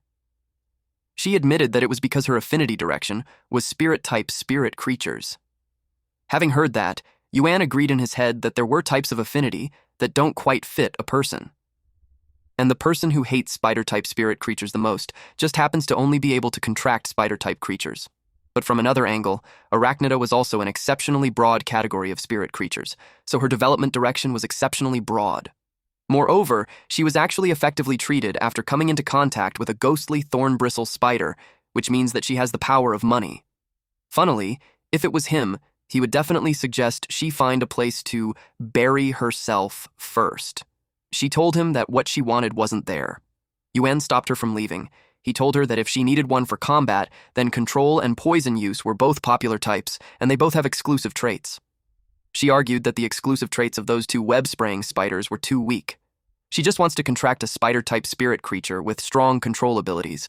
Yuan was dumbfounded that she considered those too weak. She clarified that it had nothing to do with the strength of those two, and she just wanted to grind for a web-spraying spider with the exclusive trait Transparent Web, even if she had to go the custom order route and buy a few elite-grade epic quality ones. Yuan could tell that the girl was both rich and stubborn. Transparent Web was an extremely rare exclusive trait. Even with custom orders, if luck was bad, they might not get it even after grinding through 10 or 20 web-spraying spiders. But Yuan thought that he might be able to do it. He told her that he might be able to get it. He asked how many she wanted. She was offended and asked him if he thought she was innocent, cute, and gullible. She told him that even if he was a little handsome, she won't easily believe him. Yuan was getting annoyed, but he got sidetracked when it sank in that she said he was handsome. He was determined to get this order not because she has a sweet mouth, but because he can't bear to see this sick little girl continue to hit a wall everywhere. Yuan was just too kind. He told her to suit herself and maybe, eventually, when she grinds through 100 shops, she'd find the web-spraying spider that she wanted. She stopped him from walking away. He asked what she needed when she didn't trust him. She asked if he really has a way. He told her that if she doesn't trust his words, then there would really be no way. She suggested that they add each other on StarNet first, and if he managed to get the custom web-spraying spider, he would notify her to buy it. Yuan's technique earlier to retreat so he could gain advantage worked. He actually had rich experience dealing with this kind of customer, but he refused her suggestion and told her to come back when she wants to buy something. She acted cute and told him not to be angry. She explained, just saw that the shop didn't even have decorations and was afraid of being scammed. She insists that he adds her as a friend, and if he could customize it, she won't haggle over the price. Yuan eventually agreed to add each other first. They tapped their cards to each other. She finds his username funny. He read hers, which was Cloudstream, and uttered that shark eagles live there. She called him an idiot for actually calling her a sand sculpture. The banter kept going. Yuan had the upper hand when he pointed out that he's an important shop owner who's going to help her customize a web-spraying spider. She yelled at him to cut it out, and she highlighted that she's an important customer who's going to pay him money. She paid him 10 radiant coins, and not that was done, she would be waiting for his good news. Yuan couldn't believe how deep her pockets were. It was 2 radiant coins for 1 custom web-spraying spider, and she paid the full amount for 5 of them without even blinking. Smarty's eyes sparkled upon seeing so much money. He assumed that they wouldn't be short on money from then on. Yin Yin has always wanted the newest records and sound system. Yuan admits that it would be difficult because what he received was the deposit, and it would only arrive in the account after completing her custom requirements. Before that, the money would be held by official StarNet custody. However, Brother Yang just sent the final payment earlier so they have sufficient funds, and then he checked the cost of web-spraying spiders. To their surprise, the cost of 5 elite-grade web-spraying spiders alone is 1 radiant coin. Smarty asked why it suddenly dropped by almost a third. The 3.3 radiant coins Brother Yang hasn't even warmed up yet. Yuan thought about it, and if he goes the normal cultivation route, he doesn't know how much money he'll have to spend buying spirit materials. Now he knows why that braised egg girl gave 10 radiant coins so decisively. After seeing their financial status, Smarty became gloomy. He started to question if a small shop on StarNet could really earn back the capital. Yuan told him that now that they had an intelligent robot for the store, they don't need to worry about it as much. But he definitely has to be thrifty. He doesn't know how much more expenditure was needed to expand the storefront. Smarty was doubtful because before they left, not a single customer came, and the old model robot he brought looked stupid. He told him to look at the bright side. As long as they do a good job on Braised Egg Girl's order at least, they'll have a large amount of funds in the future. That didn't cheer Smarty. He looked defeated as he went upstairs to play with Yin Yin instead. Yuan assured him that he'll earn it back very quickly. He went to ask Mobius. He went to his space and asked if he's around because he wanted to talk about the spirit creature for his next stage of Lock Spirit. Mobius told him that it wasn't okay. He lectured him to spend money sparingly because resources were limited and they must strictly control it. Yuan agreed that money was important, but improving one's strength would also allow them to earn more and faster. Then he informed him that he already had considered the next spirit creature for his next stage of lock spirit, but he still wanted to hear his opinion. His target was a spirit siphon goldfish. Yuan didn't expect Mobius to be this easygoing. Mobius had no issue with the spirit siphon goldfish. However, he did warn Yuan that the spirit required for it to rank up was more than 10 times that of other spirit creatures at the same level. Yuan accepted this without hesitation. Although Yuan wasn't completely certain, he could vaguely sense that whenever his mental power weakened, Mobius would compress it to protect him. Because of that, Yuan felt responsible for finding a way to help Mobius recover as quickly as possible, and Mobius trusted him with that task. With that settled, Yuan activated the StarNet search function. He was immediately stunned. With just a simple search, rows of storefronts appeared around him, almost forming an entire spirit siphon goldfish street. Unfortunately, most of them only sold normal grade ones. What he really wanted were elite grade options, so he checked whether it was possible to directly filter for the highest level storefronts. After clicking a few settings, a massive store popped up. The shop was located about 800 meters in. The space inside was clearly compressed, likely for better display effects. The products were neatly arranged, complete with specialized interface introductions. The overall layout was impressive, worth studying. A woman approached him and asked what he needed. She offered to assist him personally, explaining that the shop employees were currently on leave. Yuan was pleasantly surprised to meet an actual person instead of an intelligent robot. The woman introduced herself as the shop's proprietress, Zhou Jiaxian. Yuan told her that he wanted to buy a spirit siphon goldfish. She nodded and led him toward the aisle. She showed him the pool containing all the normal grade ones. Regardless of breed, they were all priced at 0.5 radiant coins. The red goldfish, with a body more than twice the size of the others, was elite grade, priced at 5 radiant coins. Just as rumored, the spirit siphon goldfish really did recover spirit chi quickly. Simply standing near it made the surrounding chi noticeably denser. But the price made Yuan hesitate. Even a normal grade spirit siphon goldfish was more expensive than an elite grade web-spraying spider. It seemed his original plan of buying an elite grade one right away wasn't realistic. Seeing his hesitation, Zhou Jiaxian explained that the breeds on display weren't considered particularly good. Better breeds would cost at least 7 radiant coins or more. However, for normal grade goldfish, the price was the same regardless of breed. After all, evolving this creature was notoriously difficult, so very few creators were willing to take commissions for it. Yuan thanked her for the advice. He addressed her as boss, but she laughed and told him to just call her sister Shin. She then asked if he wanted to choose based on appearance alone. In terms of nurturing potential, Yuan knew he had to choose the dragon eye type. If it underwent atavism and awakened a dragon bloodline, it would be like a carp leaping over the dragon gate. Still, he wondered if he could really be that lucky again, like when the iron-horned rhino ox ranked up. He quickly dismissed the thought and refocused. His real plan was to test whether the lock spirit space could accelerate the goldfish's growth. If successful, the shop's core product would be secured. He pointed out his choice. Sister Shin took note and asked if he needed anything else. Yuan remembered that the water pool in the lock spirit space still needed testing for its spirit chi capacity. That led him to purchasing additional energy ores. She offered a discount if he bought in bulk, lowering the price to 500 Federation coins per caddy. Yuan decided to buy 2,000 caddies. She froze in surprise. Yuan asked if he could pay by directly scanning his star card. She confirmed that he could and explained that Ostrich Logistics would deliver everything to his registered address. The sheer volume of the purchase made her assume she was dealing with a major client. She then mentioned that if Yuan was concerned about feeding the spirit siphon goldfish, she recommended butterfly shells. While relatively expensive, they were known for their miraculous effects in promoting spirit creature growth. Yuan thanked her for being so considerate. Yuan felt a sharp sting as his last bit of radiant coins disappeared. Still, this supply should be enough to feed the spirit siphon goldfish for 3 to 5 months. She suggested that they add each other as StarNet friends. That way, if he needed anything in the future, he could contact her directly. As long as he could pay the price, she could source it for him. Yuan replied that it would be an honor. He was genuinely glad. Rare materials were always scarce, and being able to order them directly would save him a lot of trouble. He was about to say something when she beat him to it, already guessing that he would need more energy ores, butterfly shells, and a few more spirit siphon goldfish. Yuan confirmed it, adding that inferior-grade energy ores would be sufficient.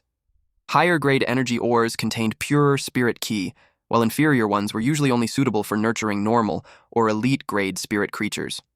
Still, the sheer scale of Yuan's consumption made her curious just how large his spirit creature breeding base was. Deep down, she believed that heaven rewarded those who persevered. If she could secure Yuan as a long-term client, her shop would enjoy a steady stream of orders. To strengthen her competitive edge, she came up with an idea. She offered him special services reserved for long-term customers. Yuan immediately became interested. She explained that not only could the shop acquire a portion of the spirit creatures produced by long-term clients, but they could also provide heavily injured spirit creatures. These were guaranteed to be fresh, high-quality spirit materials. Yuan's eyes lit up. He asked when the next batch would arrive. She told him it would be in 3 weeks, and that she would notify him via Starnet if anything changed. By then, Yuan's capital flow should be stabilized, so he saw a lot of potential in this arrangement. Only then did he realize he had been in the shop for quite a while, yet no other customers had entered. It puzzled him. This place was too good to be empty. She explained that today was the match of the sequence 100 Suns, held at the radiant stairway of the Starry Sky Tower. Whether shop clerks or customers, most people had gone to watch. Yuan asked if it was the Violet Thorn's 100 Suns. She shook her head and said it was something even bigger, the Radiant 100 Suns of the Radiant Federation. After that, Yuan left the shop. She assured him that the goods would be delivered soon. He couldn't believe the match had already started. He quickly checked a ticket availability, hoping there were still high-platform seats left. He didn't want to miss it. His steps quickened. He was eager to see what the strongest combat professionals of the Radiant Federation's younger generation looked like. He also wondered just how large the gap was between them and Shaoqi. The event venue was located at a high elevation, and even from outside, the cheers were deafening. Yuan couldn't help wondering why there were still areas inside the Starnet that required climbing stairs. By the time he reached the top, he was visibly tired. Luckily, high-platform tickets weren't restricted. Hearing the crowd roar, he grew curious about who they were cheering for. That was when he spotted Cloudstream, the bee-girl, cheering enthusiastically. She heard someone call out to her and turned her binoculars. When she realized Yuan was standing right beside her, she casually commented that his face looked huge. Yuan told her to put the binoculars down first. Cloudstream argued that there was no rule saying she couldn't cheer for both sides at the same time. No matter who won, she'd be happy either way. Then she asked Yuan who he was supporting. Yuan copied her logic and said that he supported both of them. That answer immediately pleased her. She laughed and said that Yuan, whom she knew as Deep Mountain Old Forest, clearly had good taste as well. Yuan reasoned that both combat professionals were outstanding. Of course, the real reason was simpler. He had no idea who either of them were. Her excitement peaked and she suddenly grabbed his hand. Only then did she realize what she'd done. She quickly pulled away, clicking her tongue in embarrassment. Yuan felt slightly offended. After all, she was the one who grabbed him first. To make up for it, she handed him a telescope so he wouldn't miss a single detail of the battle. Just listening to commentary wasn't enough, she said. Yuan happily accepted it and thanked her. He realized that even though she was a bit awkward, she wasn't that bad. Through the telescope, he noticed that the two sides had completely different combat styles. What caught his attention the most were the healing-type spirit creatures. Cloudstream asked who he thought would win. Yuan said that the sequence member with the higher rank should have the advantage. On top of that, both sides were already using gold-rank spirit creatures. The short black-haired woman with red streaks stepped forward. Her bear-like spirit creature raised its palm and unleashed a molten lava palm strike. A burst of flames surged forward and completely engulfed the opposing spirit creature. The calm, long-haired woman responded immediately, commanding her hibiscus snow tree to use snow cold on the ice soul grass. With that, the hibiscus snow tree dispelled the flames, and the lava bear's rapid assault was largely neutralized. The short, black-haired woman with red streaks quickly realized that the opponent's teamwork was hard to break. Still, she wasn't about to back down. She ordered the lava bear to use burst charge to restrain the hibiscus snow tree. The beast rushed forward, flames roaring around its body. Its claws came crashing down, blasting the ground apart around the enemy. Yuan was impressed by the sheer ferocity of the offense. Cloudstream explained that Lady Shiranui was a power assault-type spirit chi professional, while Lady White Devil specialized in healing. Naturally, Lady Shiranui had an advantage in raw pressure. However, there was no need to worry, because in terms of sequence ranking, Lady White Devil was much higher. Lady White Devil's real name was Daisy. Her nickname was White Devil, and she held sequence rank 18. She quickly healed the hibiscus snow tree and suppressed the lava bear's momentum. Lady Shiranui, whose real name was Anna, was ranked 47. She was impressed. She hadn't expected Daisy to still have enough energy to stabilize both spirit creatures under such an aggressive assault. But her attack wasn't meant to end in just one wave. Under the relentless pressure of the twin bears, the hibiscus snow tree could only defend passively. The crowd began to wonder if the balance of victory was starting to tilt. The war of attrition dragged on for half a quarter hour. Anna taunted Daisy, pointing out that her spirit key reserves were clearly struggling. This made Yuan wonder, despite the higher sequence rank, was a healing type really at a disadvantage against a power assault type? Daisy calmly responded that the gap between sequence 18 and 47 wasn't as simple as Anna thought. She activated Snow Cold. Her spirit creature's aura flared violently. She followed up by commanding the Ice Soul Grass to use Extreme Cold Seal. The lava bear roared as it was trapped within layers of ice. Anna was genuinely impressed. Even after fighting for that long, Daisy could still unleash such a large-scale move. Both lava bears were frozen solid, but the hibiscus snow tree and ice soul grass didn't look much better either. Cloudstream grew nervous. Even though Lady White Devil had countered and stopped Lady Shiranui's assault, that kind of seal wouldn't last forever. Once it broke, Lady Shiranui would immediately counterattack. Yuan, however, knew things weren't that simple, because White Devil was a healer. Just as he expected, Daisy summoned the Revival Butterfly and activated Wings of Revival. Her spirit creature's vitality surged back. The audience gasped. Their injuries were restored almost instantly. While not fully healed, they had clearly regained combat capability. Anna laughed in disbelief. Still, she declared that she would be the one to win. Then, unexpectedly, her spirit creature broke through, evolving into a platinum-rank flowing flame giant bear. Daisy admitted that she hadn't anticipated such a dramatic breakthrough. But it didn't shake her resolve. Instead, she released red butterflies. They spread throughout the entire arena. Anna sneered, saying that no matter what Daisy tried, she wouldn't be able to break her flowing flame critical strike, a technique combining offense and defense developed specifically to counter her. Daisy didn't respond. She simply let the butterflies attack. They pierced straight through the giant bear's body. The flowing flame giant bear threw its head back and let out a pained roar, blood spraying as the delayed damage finally erupted. Anna froze in shock. Seeing her spirit creature fall, she dropped to her knees as the host announced the victor, Lady White Devil Daisy. She earned a Stairway Glory Star. With a bitter smile, Anna admitted that she hadn't expected the Revival Butterfly to evolve into a fantasy breed at gold rank. She acknowledged her loss without excuses. Daisy smiled and extended her hand. She explained that it was no longer a Revival Butterfly. After evolving into a fantasy breed, it had become a Calamity Butterfly. She encouraged Anna to cheer up, reminding her that the audience was watching. The crowd erupted in cheers. Cloudstream excitedly shook Yuan, saying that Lady White Devil was insanely cool. And even though Lady Shiranui lost, as expected of someone who commanded bears, her offense was explosive and unforgettable. Yuan quietly reflected that his sister's battles at school were nothing compared to what he had just witnessed. For the first time, he truly understood the strength of the Radiant Federation's top young combat professionals. It was time for Cloudstream to say goodbye. Before leaving, she reminded Yuan not to forget her web-spraying spiders. Yuan still couldn't get over how terrifying a fantasy breed was. A gold-rank healing-type spirit creature had actually crossed ranks and defeated a platinum-rank combat-type spirit creature. The rune in his hand was the key to allowing a spirit creature to evolve into a fantasy breed. And coincidentally, it was most compatible with healing-type spirit creatures. However, the only healing-type spirit creature he currently possessed was Lily Luara. He knew it was still too early to worry about that. Just then, he suddenly heard Yin Yin muttering poetic nonsense like, "Starry sky, sprinkling down lonely light, silence guarding faint hope, stumbling all the way, unable to see the distance clearly, yet refusing to let go of the desire buried deep in the heart." Yuan went to his room and asked what they were doing, since he could clearly hear them from downstairs. The two were startled. Smarty immediately switched tabs and scolded Yuan for not knocking. Yuan didn't understand why he had to knock on his own room. That only made him more curious about what they were hiding. Smarty was sweating bullets as he explained that Yin Yin was just practicing singing and he was helping her find sheet music. Yuan told Smarty to make some room. He needed to look up some information. Yin Yin whispered to Smarty, confirming that Yuan hadn't noticed anything.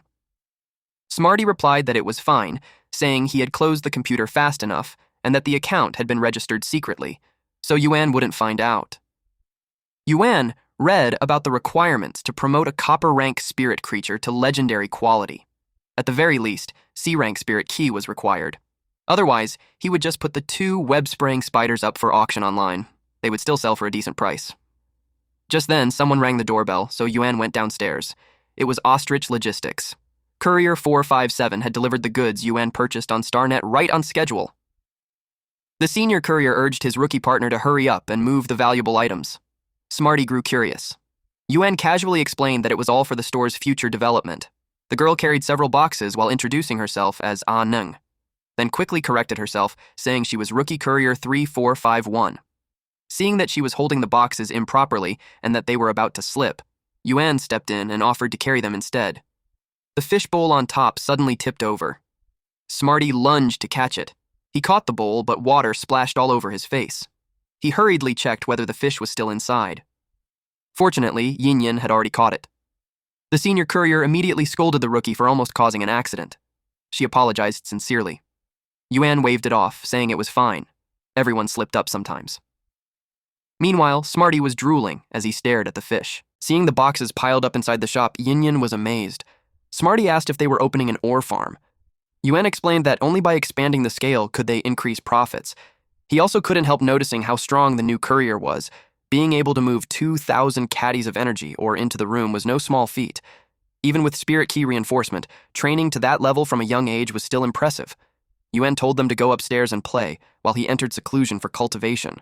He also informed Smarty that all the materials from the knowledge chip had already been uploaded to his StarNet account, so he should hurry up and start studying. Smarty replied that he understood and grabbed the biscuits before leaving.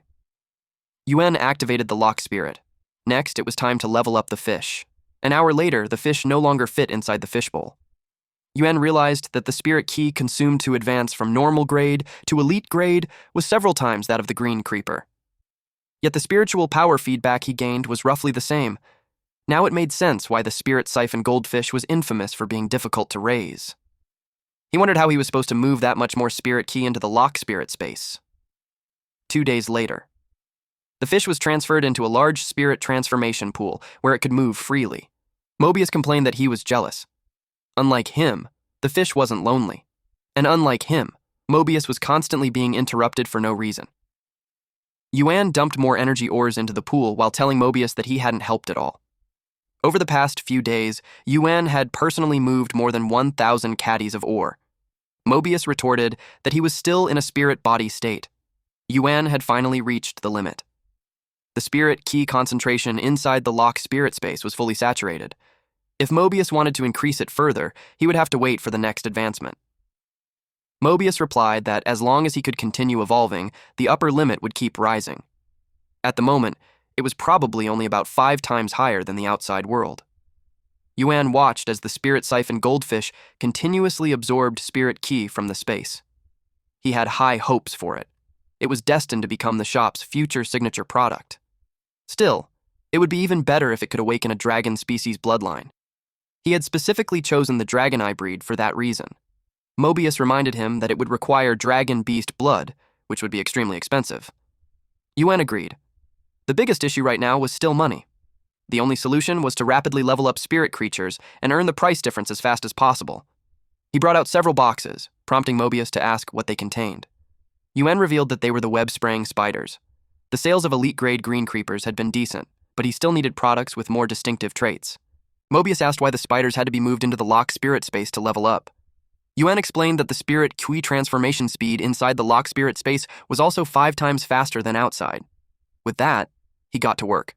The spider's quality was successfully raised to epic grade. Yuan was relieved. Upgrading them to epic grade had only taken a little over 2 hours. Outside, it would have taken at least a dozen. Just then, he received a message on his phone. As expected, one spider was priced at 1.1 radiant coins, while the other reached 1.3 radiant coins. Encouraged, Yuan planned to put the remaining 2 up for auction as well. His immediate goal was simple: earn his first small target. Mobius commented that Yuan was slowly turning into a money grubber.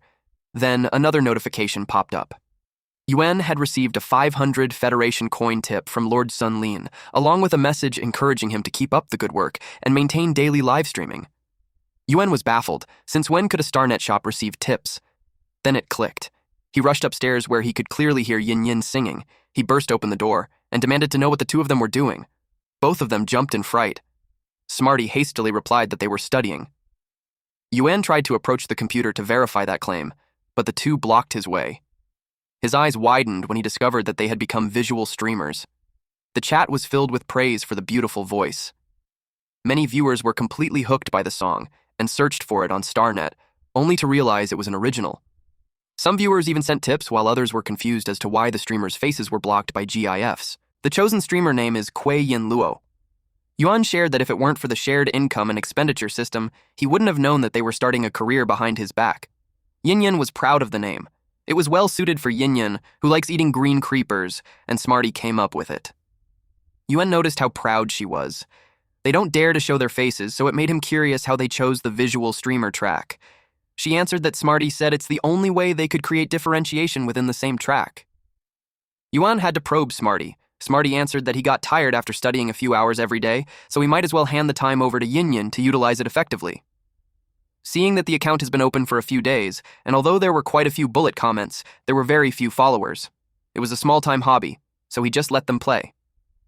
Though other soundbirds like to exercise their control over sound waves, their family's Yin Yin had just liked singing since it was little. He stopped being mad since he thinks it was a good thing that they plan to effectively utilize their specialties and hobbies. At this time, it wasn't just a few followers, though. He hadn't realized yet what kind of legend Kuei Yin Luo would become in the streaming world in the future. Those two were happy that they finally got Yuan's permission. But he set conditions that they couldn't accept inappropriate tips. He set the limit to be 500 Federation coins. Also, he wanted them to change tracks and make it to a visual voice actor track. Those two were so elated that Yin Yin carried Smarty on her back and they sped off. Yuan commented that the children had grown up and stopped listening. Mobius commented that those two were quite interesting. Yuan didn't want to talk about them at the moment, since he's worrying how he could make him level up. The spirit key concentration in space has also reached a bottleneck, but it still can't quite keep up with the consumption volume of his nurturing spirit creatures. The prerequisite for leveling him up was to first nurture other spirit creatures to level up. Even though he could accelerate the process by transforming spirit key, he's limited by his own spirit key professional rank, so the efficiency was limited. If he wants to accelerate the process, he needs Mobius's level to increase. It was simply a vicious cycle. Mobius suggested pursuing high quality since it costs so much money, but that won't do. Only by improving the quality of the spirit creature could the spirit creature's level be brought out. He hoped for every single spirit creature to realize their own value. If the Dragon Eye Spirit Siphon Goldish is to advance, it needs at least 3 drops of Dragon Beast blood. For Lily Luara to attempt legendary grade quality, it needs 1 portion of Revival Soil, 2 Redwood Tree Cores, and 1 liter of Flora Spring Water. With that requirements, he had to call Sister Shin. She answered his call, but she was surprised when she heard that he wanted a Dragon Beast blood because that item wasn't cheap. But deep inside, she was thrilled that her judgment was correct. He was truly worthy of a patron who spent nearly 5 radiant coins the first time he entered the shop. She gave him a quote that the price of the gold rank Dragon Beast blood is 80 radiant coins, while for a platinum rank Dragon Beast blood, it's 2,000 radiant coins a drop. If he could take a large quantity, she would give him a discount and a guarantee that it hasn't been diluted. His silence made her ask if he's still there. In reality, he was left crying because he couldn't afford it. He cleared his throat and clarified that he was just asking first. And aside from that, he wanted to order 4,000 caddies of inferior energy stones and 3 spirit siphon goldfish, normal grade. She could easily get him his order. After the call, she calculated based on the restocking speed and expects that he would be needing the Dragon Beast blood by the next time he comes. She planned to prepare since she now has a pretty good patron. 2 hours later, more fish were swimming in the pool. Mobius commented that the delivery was way too fast. Yuan had just finished upgrading 5 web-spraying spiders to epic quality, but the money he earned for the past few days was down to only 0.4 radiant coins again, and the spirit key in the space has been consumed by more than half. He envied those goldfish for living a carefree life. He started feeding them. The first goldfish in the pool started acting aggressively. Yuan was confused, since those fish originally live in the same pool. The transformation pool was only bigger, and yet they started fighting. Mobius answered that he was too naive. He explained that it's the natural selection, survival of the fittest. Evolution is inherently the most creative ability nature bestows upon living beings. So no matter what kind of spirit creature, they would not easily share the spirit key, supplying themselves with other spirit creatures, even if they were former partners. Yuan knew it was the reason why the strong get stronger and it's difficult for the weak to rise. Mobius was glad that he was enlightened, though he added that nature was also balanced. The more powerful the individual, the more they should understand coexistence and order. His calm mind temporarily eliminates the aggression of the dragon eye spirit siphon goldfish, and barring any accidents, he expects the other three to evolve to elite grade in 5 days. Yuan entrusted that to him and added more ore. He checked his phone and was glad to see that the green creepers sold out so fast. Mobius had just finished upgrading a few web spiders, so he decided to restock them. Yuan realized it was time to deliver to that braised egg, so he left. He entered his online shop and saw someone arguing when the shop already stated that the product was sold out. The girl complained that when she saw the monk, she let him order first, but he actually dared to sweep everything away. The monk simply replied that the Buddha taught them not to rob. She got angrier and grabbed him by the collar. She was angry that she already helped him, and yet he dared to lecture her. She challenged him to meet offline. Yuan yelled at them to stop arguing, or they could take it outside his shop. He displayed the web-spraying spiders. The monk was shocked. He could tell that it was a work of a 2-star creator. The girl couldn't believe that it was an epic quality. Yuan clarified that those were custom ordered and not for sale. The monk got interested in the requirements for a custom order. He explained that he's temporarily not accepting custom orders for that month and would resume the business next month at earliest. Simultaneously, those two asked if he still had elite-grade green creepers. Unfortunately, they were sold out and he won't be selling any more after that. He introduced them to his next products, which were copper-rank green creepers and an elite-grade spirit siphon goldfish. He opened pre-orders for it. The girl offered 5 radiant coins to order a copper-rank green creeper. The monk bids 8 radiant coins for the spirit siphon goldfish. They both wanted those to be reserved under them so it won't be snatched away. Given their stance, Yuan realized that those two were used to buying when he even researched about the market price. He warned them that if they argued again, both of them would go straight into the shop's blacklist. He didn't know that those two were actually working together behind the scenes. Yuan was left exhausted. He realized that he had to set up the shop rules immediately and then placed it in the most conspicuous spot.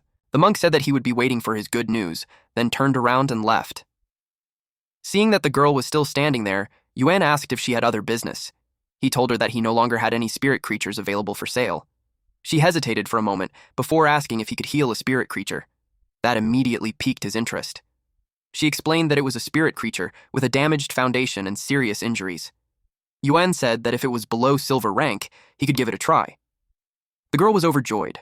She said that her daughter's spirit creature could finally be saved. Yuan froze when he heard the word daughter.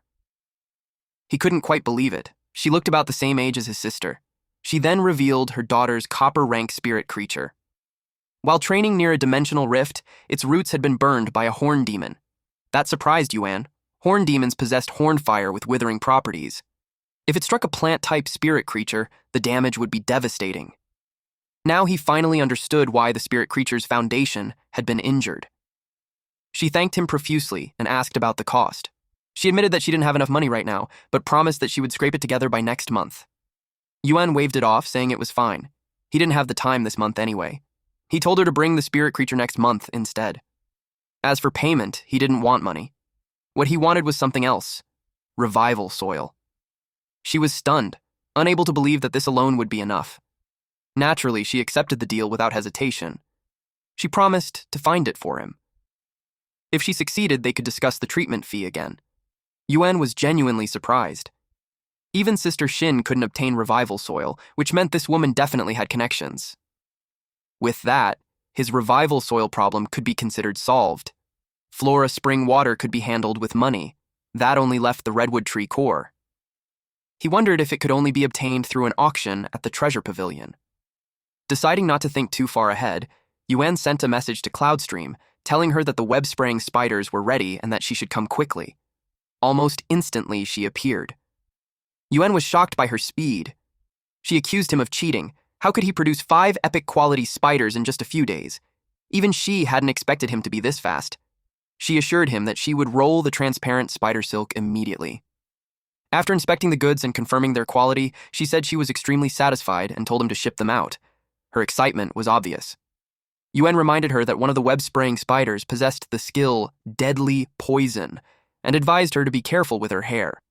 She immediately snapped back, yelling that she didn't get stung on purpose and that her hair was already growing back. After the payment was transferred, she left. Yuan wondered why she was always so prickly, but at least he finally had capital again. It was time to expand production. He immediately placed orders for more materials so he could keep the money flowing. The butterfly tail spirit siphon goldfish were also selling well, and he needed to restock green creepers as well. Noticing Smarty's eyes bulging, Yuan asked if he'd strained them from studying too long. Smarty said no, it was just that there were concepts he didn't quite understand. He asked about the complexity of spirit creature evolution. Yuan asked him what exactly he meant. Smarty explained that spirit creature evolution didn't solely aim to strengthen survival or combat ability. If that were the case, spirit creatures wouldn't be able to sustain themselves during evolution. The theory was abstract and difficult to grasp. Yuan tried to think of a more concrete example, so he pointed to the green creeper, something Smarty was extremely familiar with since he ate it every day. Yuan asked him to imagine that he was a green creeper and what direction he would evolve in to ensure survival. Smarty answered that he would get rid of the leaves so he wouldn't be eaten, evolve toxicity to avoid accidental consumption, and become extremely durable while needing less water. Yuan imagined a poisonous cactus instead. Then he told Smarty that this line of thinking was completely wrong. Smarty was shocked. He thought his logic was perfect for survival. Yuan then showed him the evolved copper rank form of the green creeper. Smarty immediately realized how different it was from what he had imagined. It was fresh, juicy, and actually tasted good. It practically looked like it wanted to be eaten. Yuan explained that the green creeper's evolution path was equivalent to declaring to all spirit creatures that it could produce food, and delicious food at that. As a result, other spirit creatures would protect it, nurture it, and ensure its survival. That was how it secured its position in the ecosystem. Smarty muttered that if it were him, he'd still choose to evolve into something completely unpalatable. The worse it tasted, the better. Yuan told him that studying too long had narrowed his thinking. That was why he couldn't figure it out. So he suggested going out for a walk. Yin was happy. It had been a long time since they last went out together. Yuan admitted that they'd relied too heavily on online shopping lately. At a massive screen, they watched the city lord Ling Xiao announce that the Radiant Federation Creators Guild would reform the Creator Certification Assessment. Anyone who completed the 1-star creator assessment within 2 hours could skip 3 lifestyle profession advancement assessments and directly challenge the 2-star creator exam. This was incredible news for Yuan. It meant he could directly aim for 2 stars. He silently vowed to secure it no matter what. Yin also expressed her support. The next news segment focused on the Federation. Recent investigations showed that dimensional rifts would enter an active period lasting half a year, during which an exotic beast tide would emerge. The Radiant Federation would enter a state of combat readiness. Citizens were advised to prepare in advance and not panic. During the active period, the Federation would dispatch spirit guards to help resist the exotic beast tide. Images of spirit guards in full uniform flashed across the screen. Yuan suddenly remembered asking his parents where they were going when he was young. They told him to take good care of Jue, saying they were heading out for a bit and would be back by the time he woke up. But the next day, an injured man came to inform him about his parents. Jue woke up and asked where their parents were. Yuan had to tell her that they wouldn't be coming back. She cried loudly. Yuan hugged her and promised that he would take care of her. As he did, he tightly gripped his parents' badges in his hands. Standing there frozen, Yuan didn't notice Yin and Smarty panicking as they tried to get his attention. He finally snapped out of it, hugged them both, and assured them that he was fine. That was their cue to head home.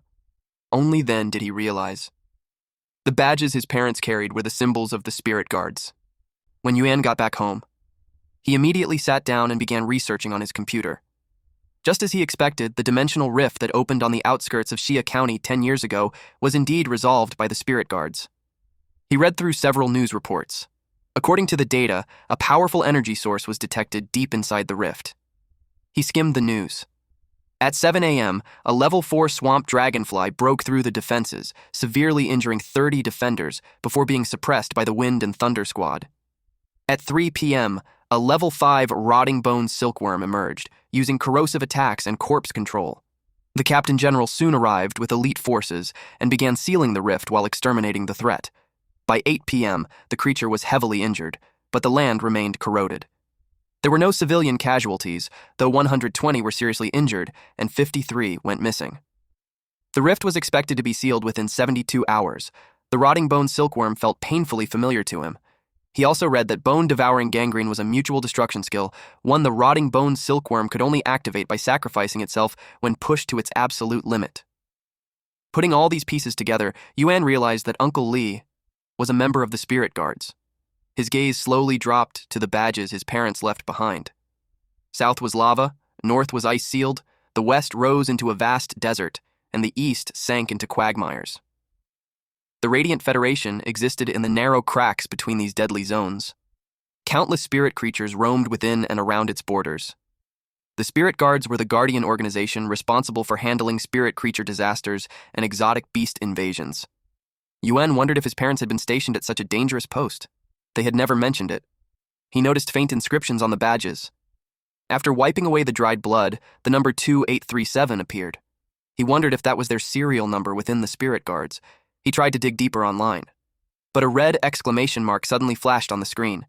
He had triggered a restricted clearance level. Online searches were no longer permitted. He considered asking Auntie Zhang, but she was accompanying Uncle Lee for a medical checkup. They were old friends of his parents. Yuan suspected they knew the truth.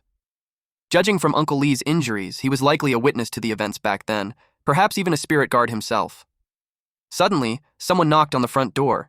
It was already late at night. Yuan initially thought Auntie Zhang had returned, but she wouldn't knock like that. Xue was preparing for the 100 Suns recently, so she wouldn't be coming home. Even if she did, she would notify him beforehand. Anyone related to StarNet transactions contacted him through his phone. That made Yuan both wary and curious about who it could be. The knocking pattern changed, as if a different person had taken over. The worst-case scenario flashed through his mind. His ability to upgrade and evolve spirit creatures had been exposed, and someone had come to kidnap him. Smarty and Yin Yin woke up and asked who it was. Smarty jokingly asked if Yuan had stolen someone else's business. Yuan told him to stop talking nonsense. He barely had any stock. There was no way he had stepped on anyone's toes. He quietly instructed Yin Yin that if he retreated after opening the door, no matter who came in, she was to immediately release turbulence and sound spike at the entrance. He cracked the door open slightly and asked who they were looking for. Outside stood a man and a woman. The man asked whether he was the child of Lin Jian and Chu Yan. Yuan asked if they knew his parents. The woman immediately took out a badge, clearly knowing he would recognize it. She said softly that she hadn't expected him to have grown this much. She introduced herself. They were from the Spirit Guards. Her name was Su Jin, though she preferred to be called Auntie Su. The man beside her was Dong Hai. He asked whether Yuan had recently attempted to access the Spirit Guards' internal database. They had traced him through that. That confirmed it. His parents had truly been members of the Spirit Guards. Dong Hai said it was a long story. The aftermath of that battle had been extremely chaotic. Back then, many Spirit Guards carried out missions under hidden identities, which made later investigations difficult. The headquarters' follow-up handling still had unresolved gaps. They apologized for coming so late. Then he handed Yuan a blood-stained piece of cloth. Yuan asked what it was. Dong Hai said it was for Yuan and Shui's future. There was writing on the cloth. Yuan recognized the handwriting immediately. It was his mother's. Dong Hai explained that Spirit Guard missions were incredibly dangerous. That was why Auntie Zhang and Uncle Lee chose to keep the truth from him. They silently accompanied and protected the siblings all these years. He hoped Yuan wouldn't blame them.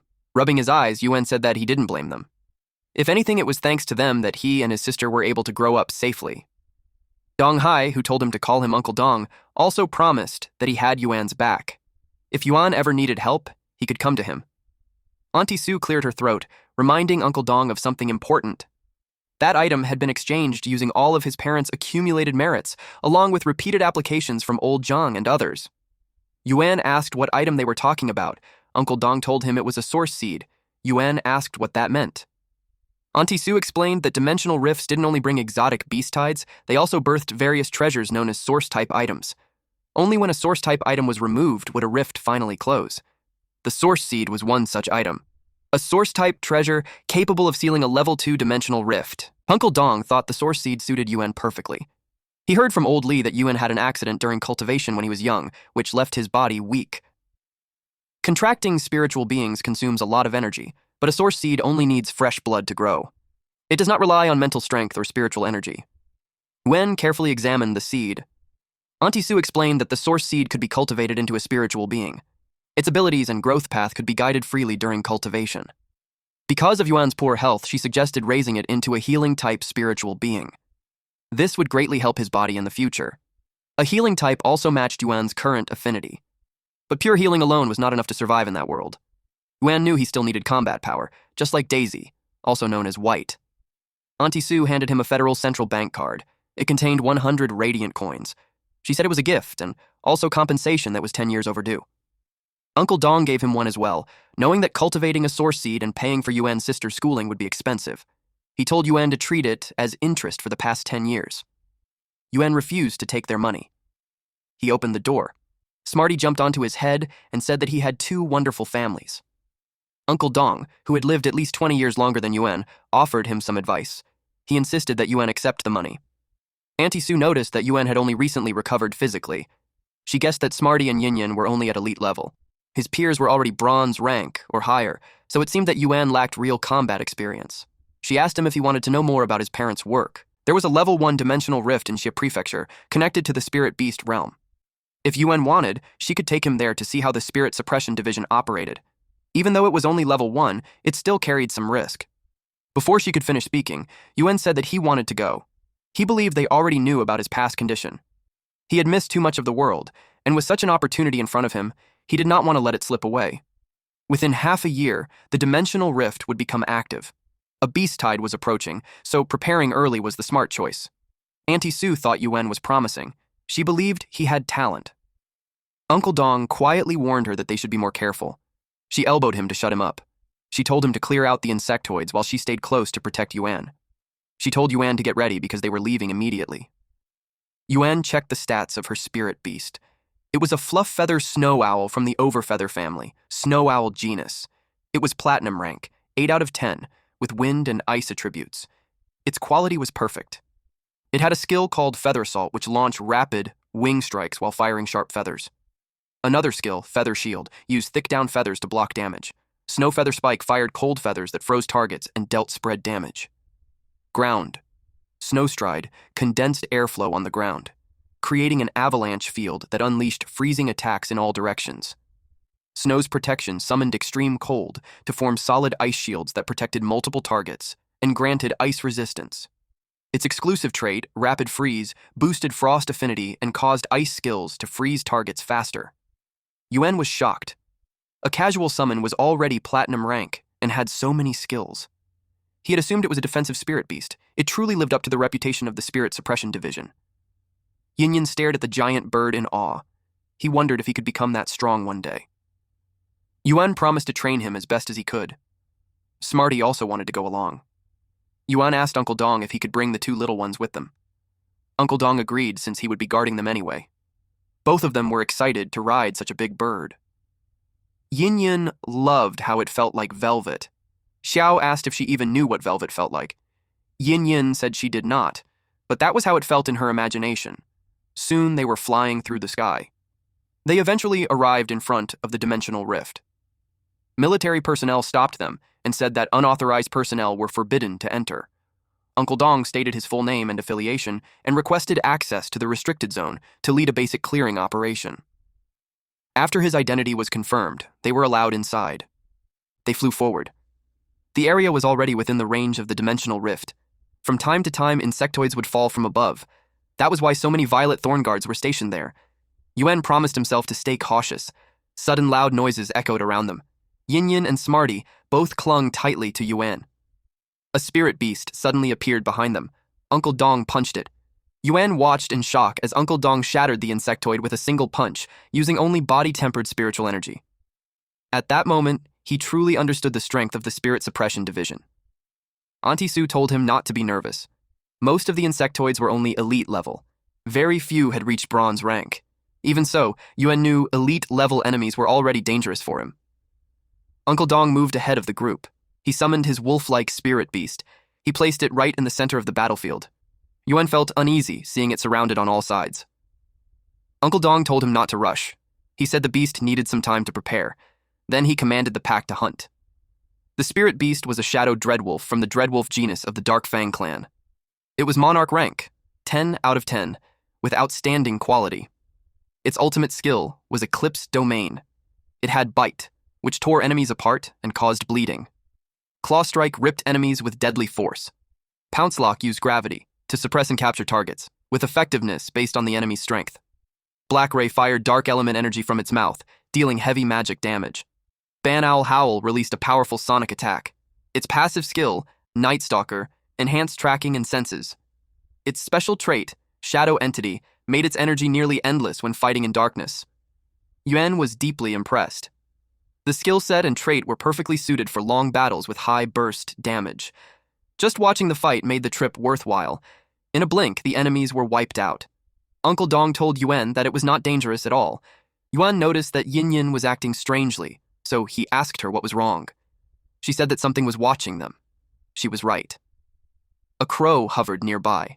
Its eyes were red, its chest was open, and white bones were exposed. Yuan still believed the trip would not be dangerous. Smarty felt relieved hearing that.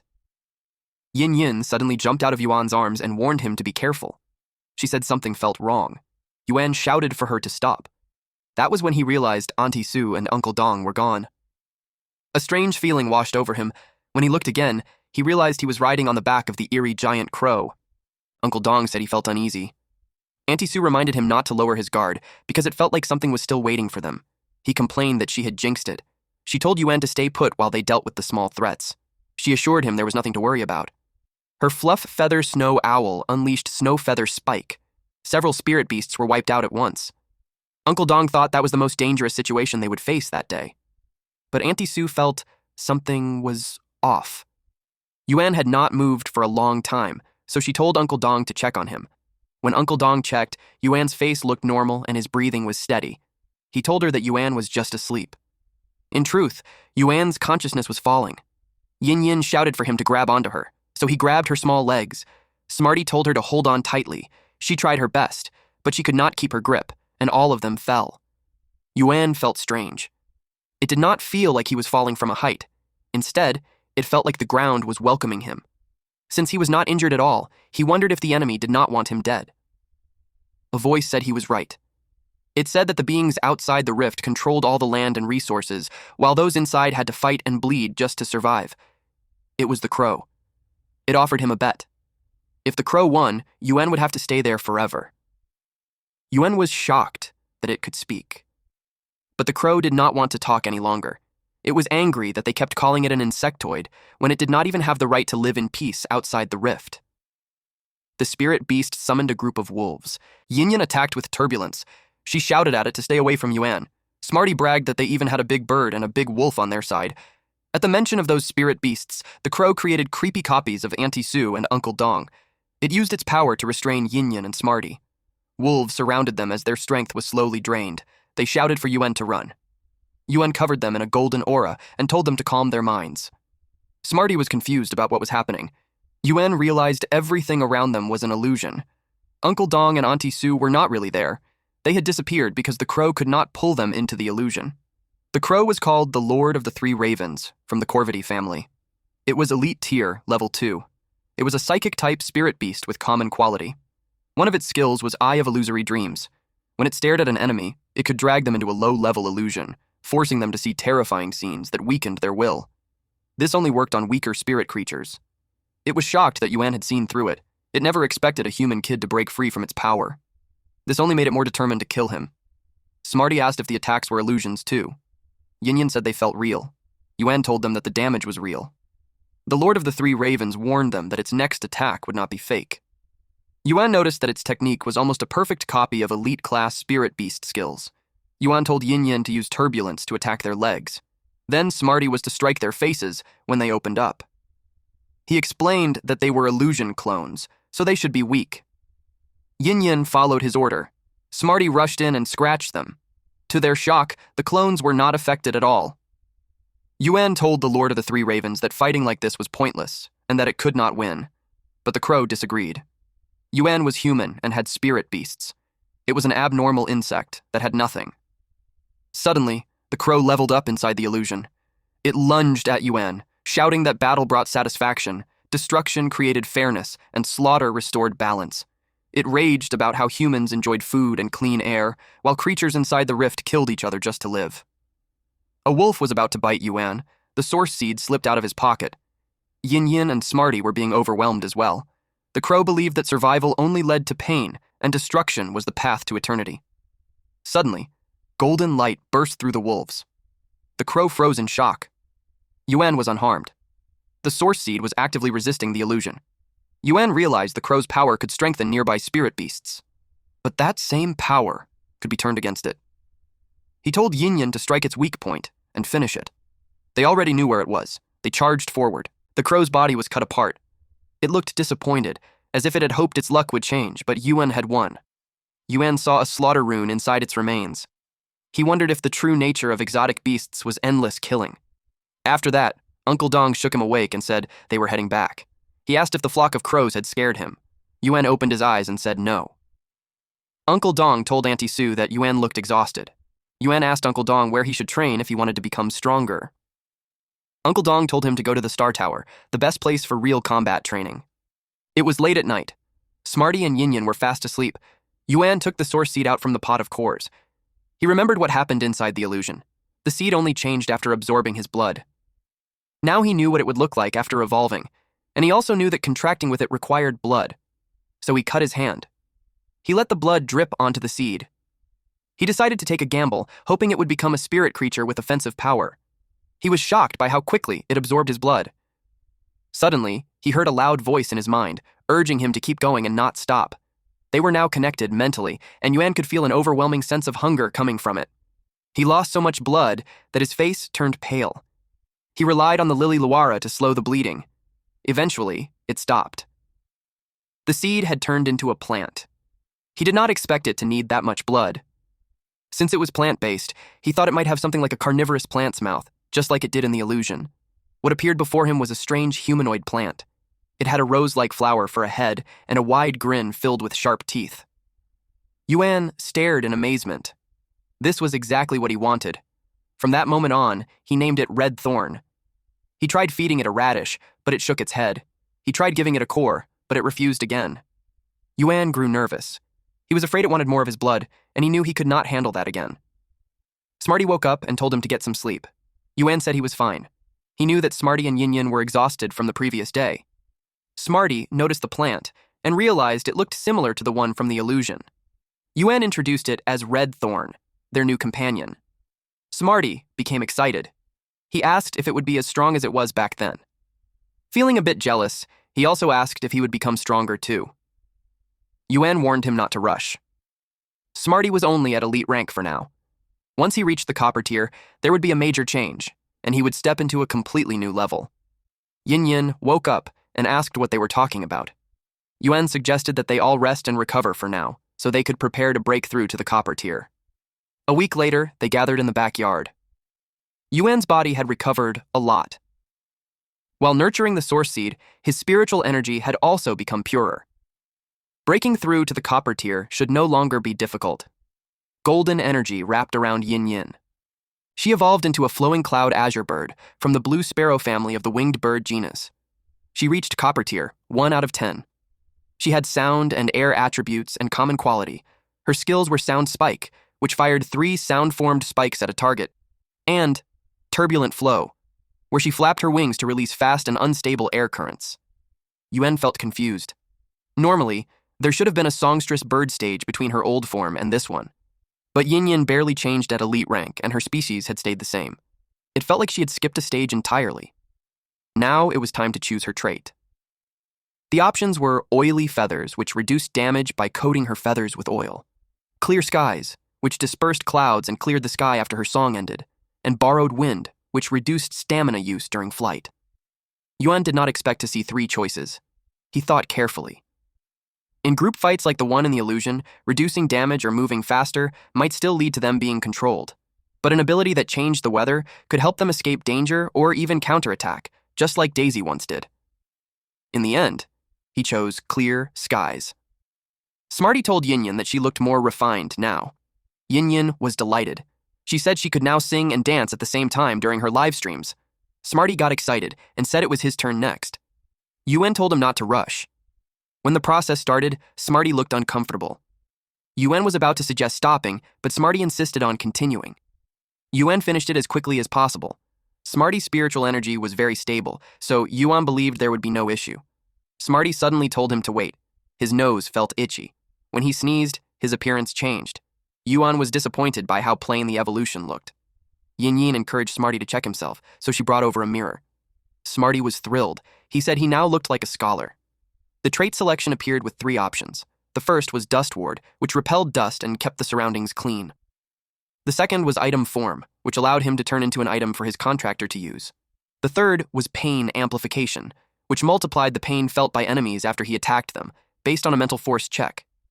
From a combat standpoint, Dust Ward countered earth and sand users. Pain Amplification increased damage output. As for Item Form, it felt like a gamble. Smarty suggested choosing Item Form. Yuen asked if he was sure. Smarty explained that he was not a combat-type spirit creature, so the other 2 options would not help him much in battle. Yuen thought the explanation was brutally honest. Smarty rushed toward him and threatened that if he turned into something useless, he would cut off his own tail and end it all. Smarty's new status appeared. He was now a Bikesun beast from the spirit feline family of the wisdom cat genus. He was Copper Tier, 1 out of 10. He was a mental-type spirit creature with common quality. His skills included precise memory, which allowed him to remember even the smallest details, and knowledge analysis, which let him analyze stored information from multiple angles. His exclusive trait was Item Form, allowing him to transform into an item for his contractor. Yuen activated Item Form. Smarty turned into a pair of glasses. Smarty was disappointed. Yuen told him they would not know its real power until he wore them. Yuen put on the glasses. When he looked at Yin, information appeared. It showed that she was happy with her evolution. It also revealed her thoughts, like how she was craving chestnut and meat floss bread from the next street. A profile of the flowing cloud azure bird appeared as well, explaining that they usually lived in high mountains. There was even a reminder telling Yuen not to forget to brush her feathers. He was deeply impressed. Then he noticed something else. Redthorn's thoughts contained only one thing: aberrant insects. Yuen realized that this must be what Redthorn wanted to eat. Sister Shin answered Yuan's call and told him that she had insect corpses and could give them to him for free. Even 100 wouldn't be a problem. After the call, she fell into thought. This time, Yuen didn't ask for spiritual materials. Instead, he wanted insect corpses. It made her curious about what kind of breeding base he was building, and she started considering giving him a small test. Yuen didn't expect her to really have them. Smarty was the one who told him she would. Soon enough, he received the delivery. He fed one of the insect corpses to Redthorn, but Redthorn swallowed everything in the bucket in one go. After eating, it started glowing. Yuen wondered if it was about to evolve. Redthorn was a predatory plant from the Romaceae, Rafflesia family. Its spiritual level was normal, and its spiritual type was source type. Its skill was Mouth of Ritual, which allowed it to secrete massive amounts of digestive fluid. The fluid was extremely corrosive and could rapidly digest energy from food. It dumped the remaining contents of the bucket straight into its mouth. Yin complained that it had terrible manners. Smarty added that its saliva was corrosive too, making it quite dangerous. Yuen reassured them that it was only acting like that because it was starving, so there was nothing to worry about. Yuen realized that its appetite was frightening. The 300 corpses he bought would last at most 3 days, especially with the addition of dragon beast blood. He started wondering if the cash flow from his small online shop could keep up.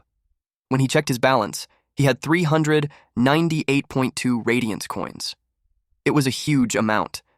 He noticed that the Spirit Siphon goldfish and copper-grade green vines were selling extremely well. He would need to restock again. A new message arrived from Cloudstream. She complained that she couldn't even find a single transparent web and demanded that he send 5 more as soon as possible. Right after that, she transferred the money. Yuen commented that her luck was terrible.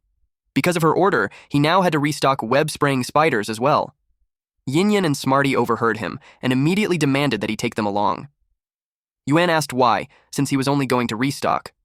Yin explained that ever since they returned from the dimensional rift, they wanted to know how strong they really were. Smarty added that they didn't want to be helpless again if they encountered exotic insects. Yuan joked that if that was the case, then if a sudden crisis hit Xia County next time, they would become Radiance heroes.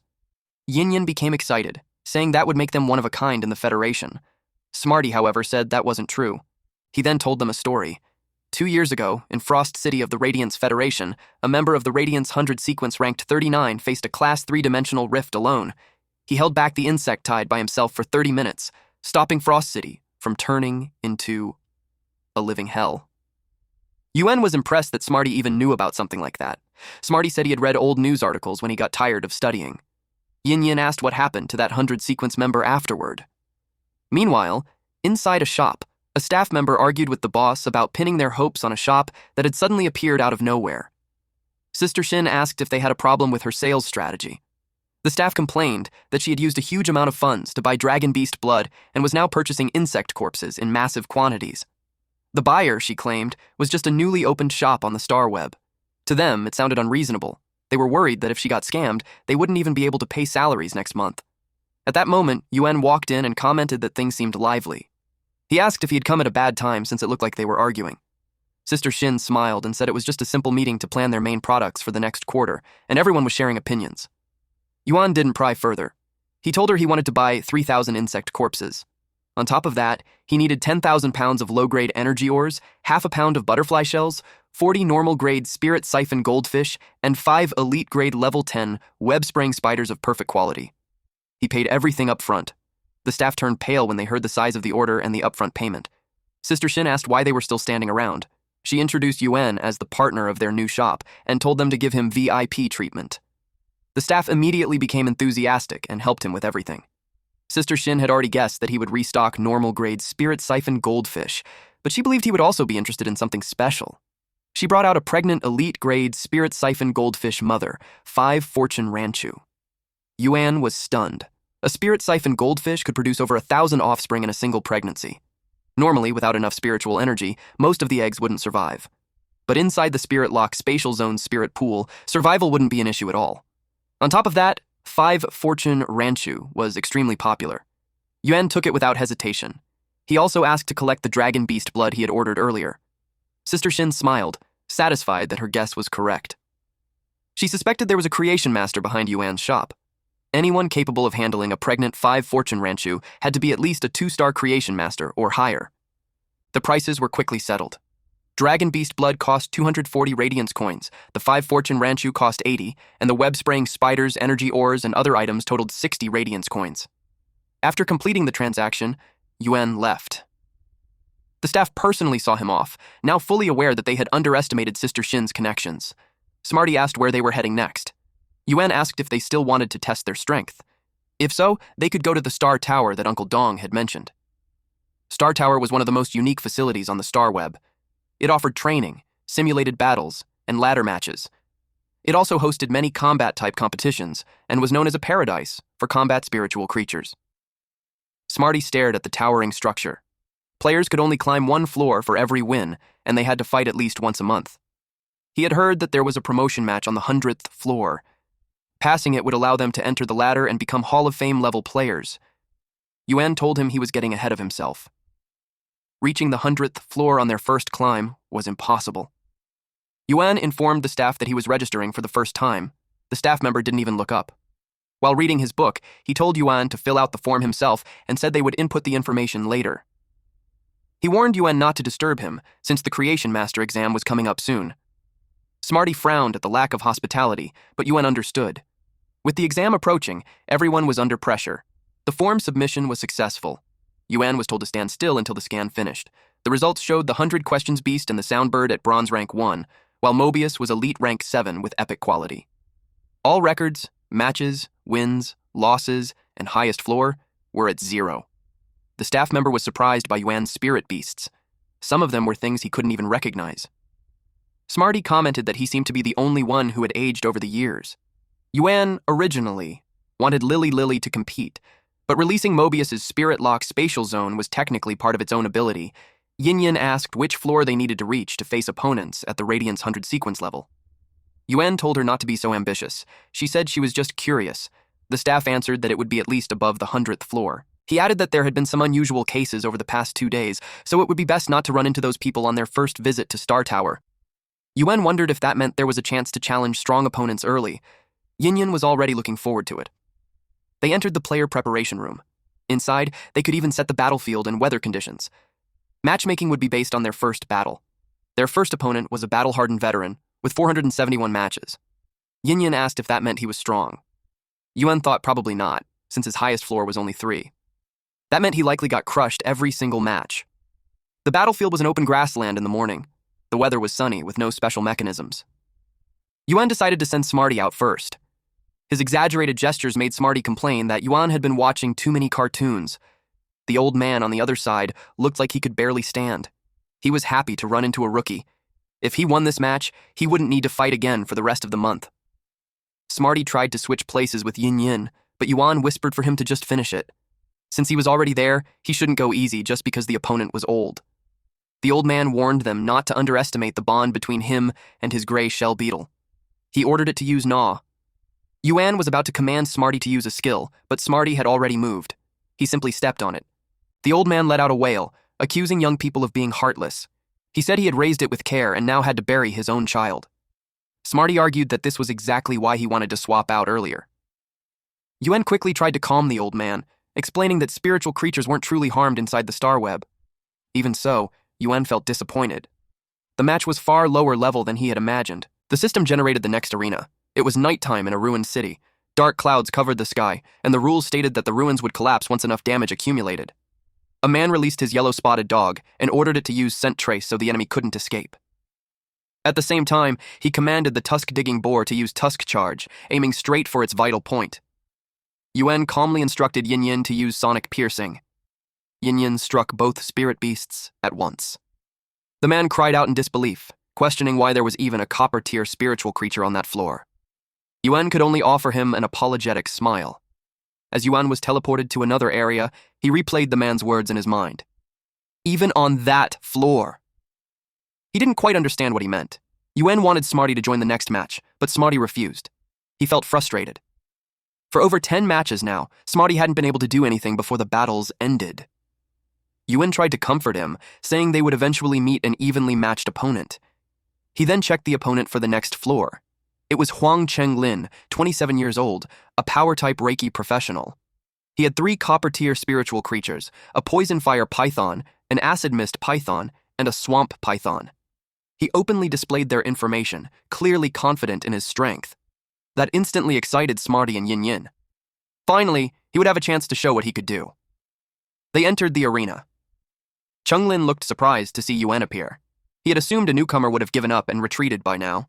After checking Yuan's profile, he thought Yuan might be an expert, until he saw that he only brought a cat and a bird. He mockingly asked if they were there on a sightseeing trip. That confused our MC and even his beasts.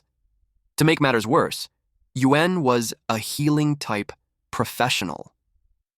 Chenglin sneered, saying the bird might as well build a nest on the battlefield so people could eat eggs and recover. Yuan felt his patience snap. He told Chenglin that he talked too much and said he was ready to start anytime. Chenglin laughed, saying he didn't expect a newcomer who wanted to lose so badly. He claimed he wasn't here to play house with a rookie and would end the fight using only 50% of his power. Just as Yuan suspected, a contractor's mental state affected their spiritual creatures. Chenglin's relaxed attitude made his snakes sluggish and careless. Yuan ordered Yin to use sonic piercing again, targeting the bellies of the 3 snakes. She darted past them and dropped her sharp feathers. To Yuan's surprise, one of the snakes blocked the attack with a spread of acid mist. Chenglin smirked and said he would have been more cautious if the little cat had joined the battle. But since the cat had turned into glasses, he didn't take the bird's attack power seriously. Yuan shouted back, telling him not to underestimate them. He ordered Yin to charge straight ahead and strike the acid mist python's nose. Chenglin assumed Yuan was rushing to his death. He casually commanded the poison fire python to unleash a blast of flames, saying Yuan should be grateful they were on Starweb. Otherwise, the little bird wouldn't even have a grave. Yuan replied that there was no need to worry. He ordered Mobius to open the spirit lock spatial zone. The flames caught up to Yin. Chenglin widened his eyes when he saw Yin crash straight into one of his snakes instead of retreating. Yuan told him to stop holding back because he was going all out. He pulled out Lily and activated its healing skill. Chenglin coldly warned him not to blame him for being ruthless. The blue snake charged forward. Yuan shouted for Yin to dodge. It released a blue breath attack, forcing Yin into a desperate retreat. Yuan realized the problem immediately. This was 1 versus 3. Yin was alone on the field, and the pace was far too intense. Even the healing spiritual ki wouldn't last much longer. Smarty suddenly spoke up, saying the analysis of the poison fire python and acid mist python's spray components was complete. He even understood the principles behind them. They finally had a way to counterattack. Yuan immediately ordered Yin to strike the poison fire python's eyes. They would eliminate one first. As the green snake released mist toward her, Yin flew straight at the red snake. Chenglin dismissed it as a useless trick. He ordered the poison fire python to intensify its flames while the acid mist python sealed off her escape route. Yin got trapped between the two snakes, but Yuan seized the opening and commanded Yin to use turbulence. Yin beat her wings furiously, pushing back both the fire and the mist. A stream of flame shot toward the red snake. When it mixed with the surrounding mist, it triggered a violent explosion. The green snake was instantly roasted. Chenglin clicked his tongue in annoyance and cursed it for being useless. Yuan praised Yin, finally understanding that real combat required strategy, not brute force. Chenglin's mind flashed back to a bitter memory. He had once been thrown out and told to abandon his dream of becoming a retainer of the Chung family.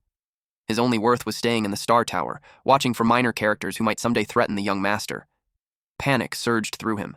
He couldn't afford to lose here. Before the chapter ends, Yuan's current spiritual creature levels are shown. Red Thorn is at common grade. Lily, Yin, and Smarty are all copper tier. Mobius and the goldfish are at elite grade. Chenglin ordered the poison fire python to spit poisonous flames at that stupid bird. Yuan told Yin to circle around it and evade.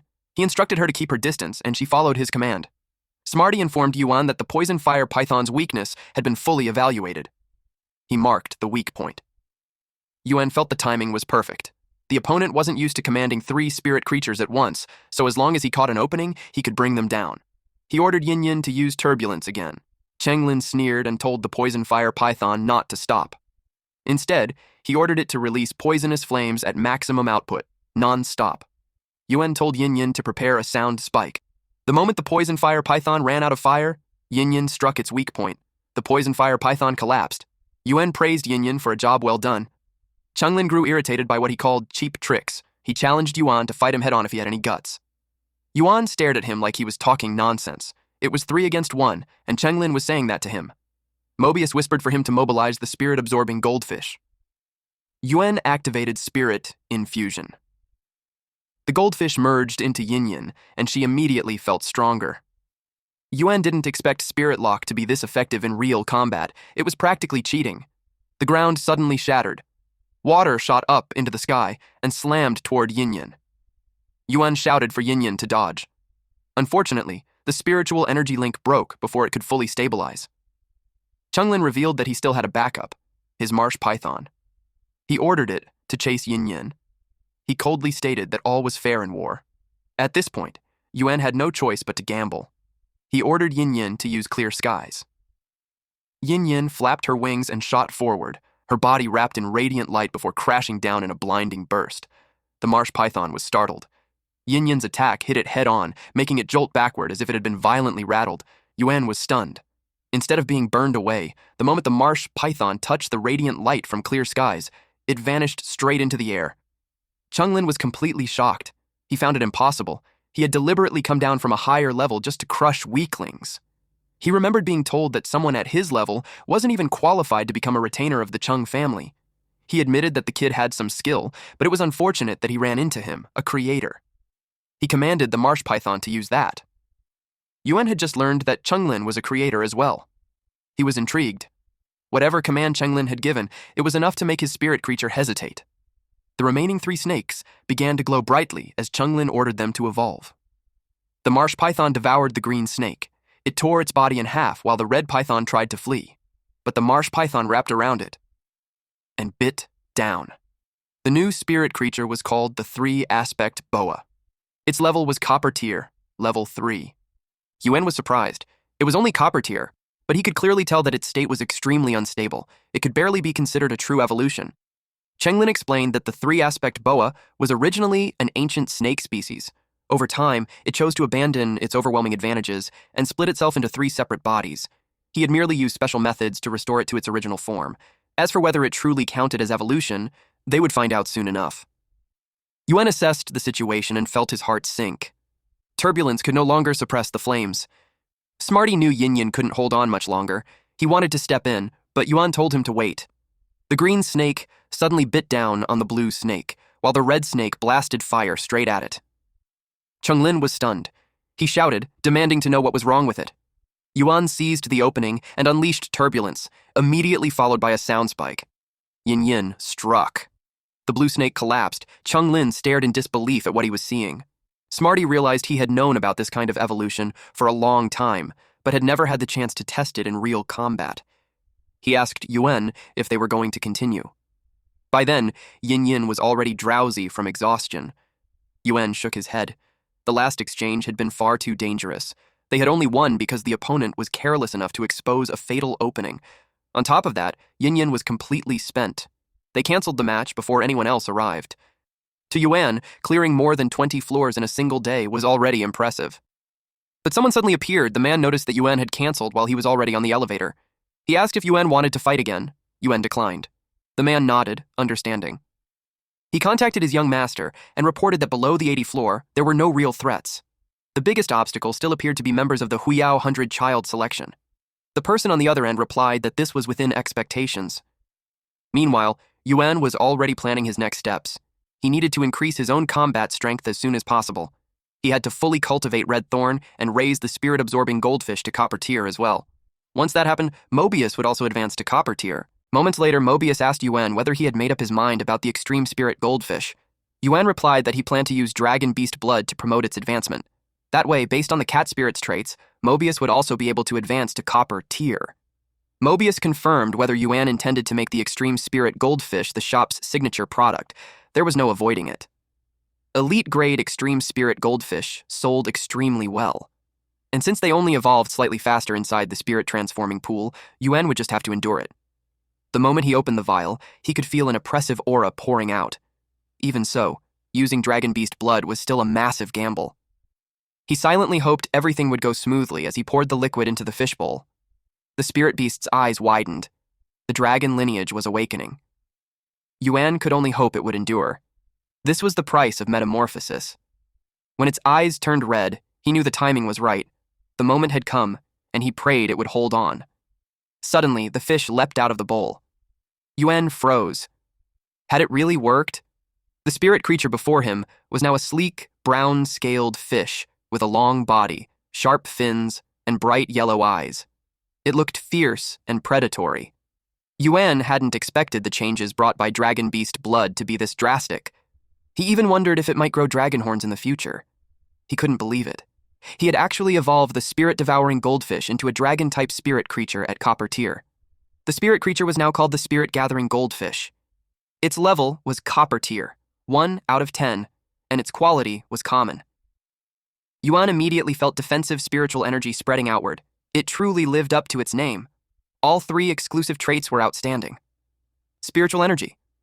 Boil turned it into a fountain of spiritual energy, greatly benefiting other spirit creatures nearby. This trait significantly accelerated the release of spiritual energy. Spiritual energy absorption enhanced its ability to absorb spiritual energy, speeding up both its level growth and quality advancement. Spiritual energy. Mark prevented the spiritual energy it released from dispersing into the environment.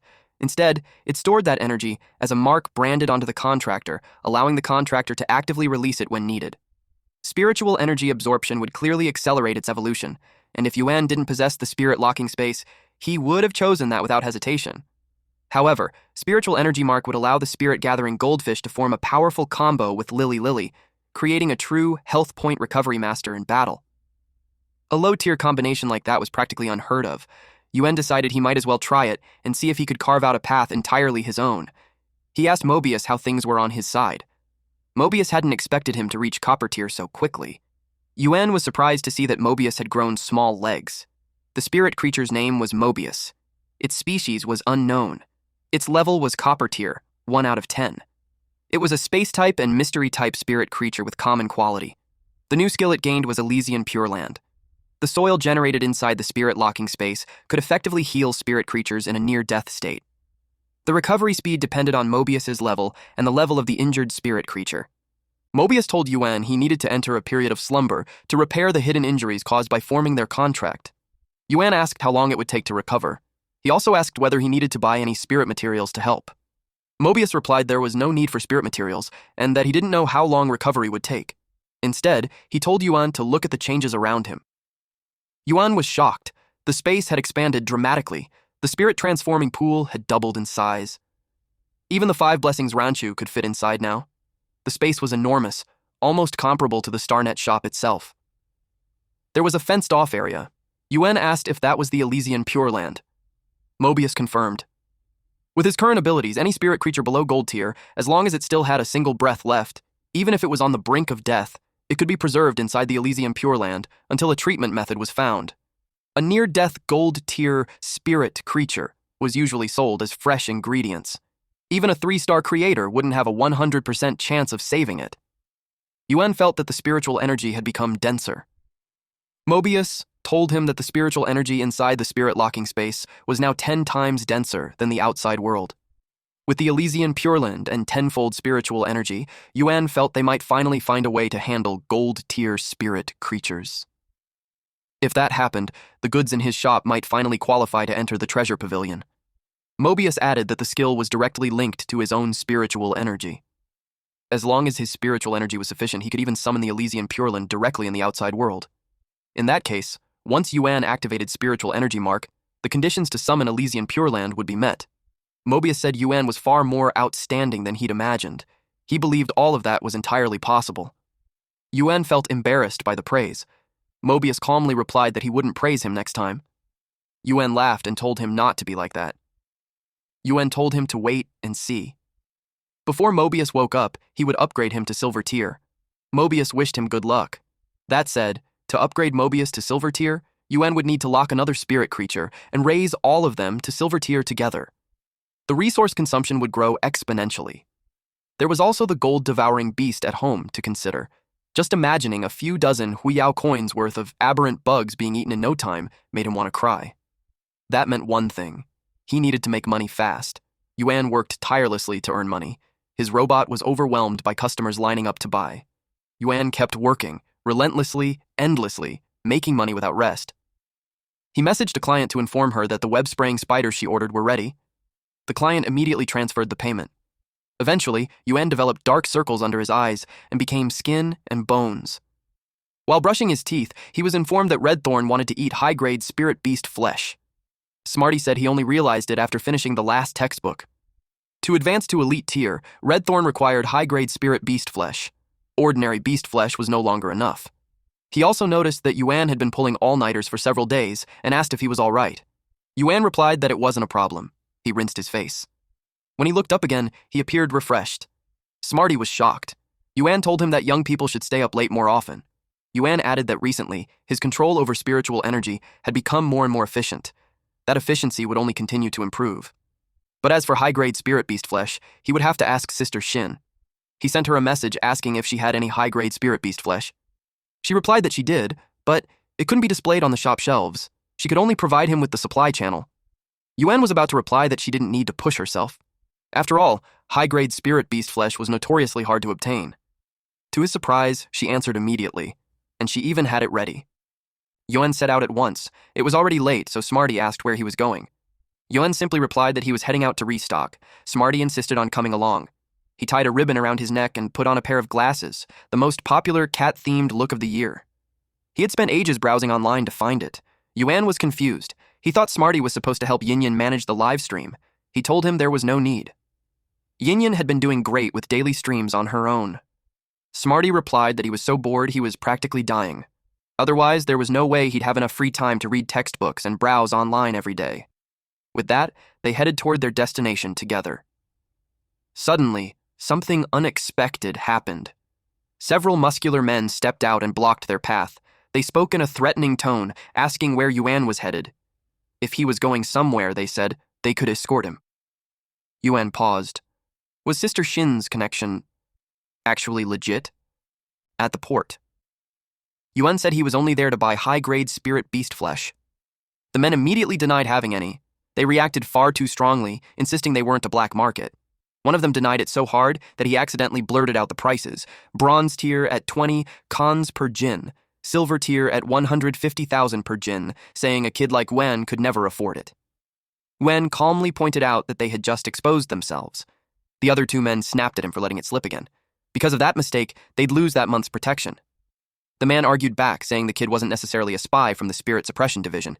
Yuan told them he was introduced by Sister Shin. Smarty whispered to Yuan, asking if their brains were even working. The men flexed their muscles as they spoke, telling Yuan they wouldn't believe him so easily. And even if they did, he would still have to get past them first. Either he endured their test, or he'd be bitten to death by their spirit beasts. Smarty got nervous, but Yuan asked if he could hold on since those dogs weren't even elite tier level 2. Smarty said he'd try. But in the next instant, he struck. Smarty sat on top of the defeated hounds, while their master clung to Yuan's legs, still acting tough, saying that even if Yuan beat them, they wouldn't admit anything, and even if he wanted to buy, they still wouldn't sell. Yuan realized just how shameless they were. A man in a suit arrived and ordered them to stop. He scolded them, saying he had already told them to guard the door quietly, yet they were pulling this kind of nonsense. The man apologized to Yuan. He explained that he had just confirmed Yuan's identity with Shin. He said he wouldn't mind doing business with him, but unfortunately he had come too late.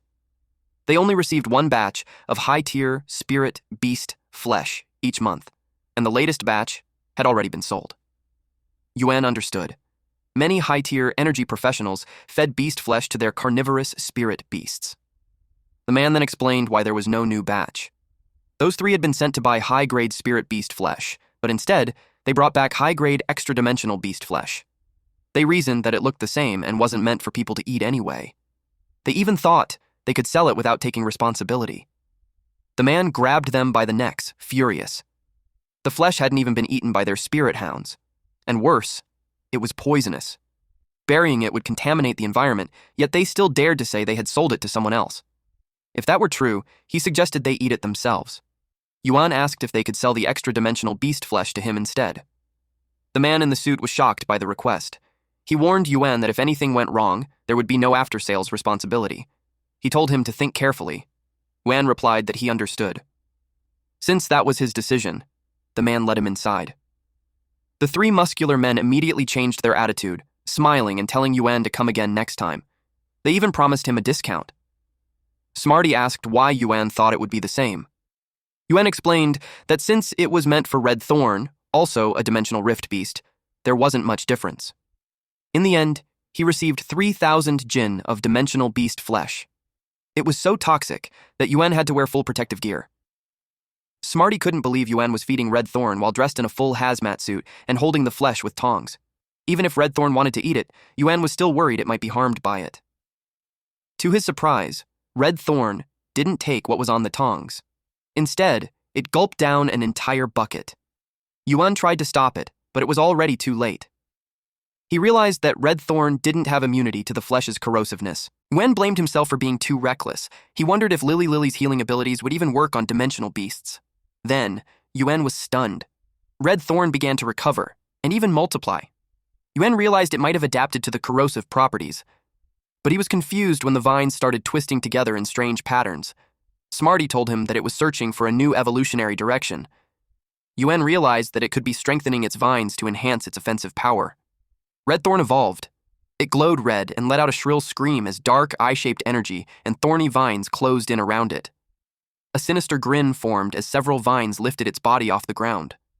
But suddenly, it wilted. Yuan asked what was wrong. It seemed to have entered dormancy again. Every time it automatically generated an evolutionary direction based on Yuan's instructions, it consumed a massive amount of stamina. Yuan also believed that if it only evolved barbed vines, there was no way it could break through the defenses of powerful defensive-type spirit beasts. Yin called out to him and asked what he thought of her writing. She handed him a piece of paper with her signature on it. She planned to turn it into merchandise. Yuan was left speechless. Smarty even asked who would want something like that. Yin replied that her top supporters definitely would. Smarty asked if she meant the one who constantly sent gifts and even randomly tipped over 500 at a time. Yuan agreed. That definitely counted as a die-hard fan. He hadn't expected Yinyan's live streams to be doing so well. In the note, Yinyan wrote that when they went to Zijing City, Yuan should bring 2 copies for Xiaojue. She was certain her signature would become a collectible in the future. Yuan agreed. Smarty noticed that Yuan was heading out again. Yuan confirmed it. He said he had been preparing for this for a long time. Smarty had no idea what he meant. Yuan showed him the monitor displaying the announcement for the creator examination registration. Smarty finally understood. It was starting at last. He said all those days of studying hadn't been for nothing. Together, they set off for the creator examination at Zijing City's Creator Guild. Applicants lined up at the entrance one after another. They submitted their documents to the staff. One female staff member thought that her grandfather should come out on occasions like this to encourage the examinees of Zijing City. She had no idea what he was busy preparing in his office. The grandfather she was thinking about was inside, having tea with someone.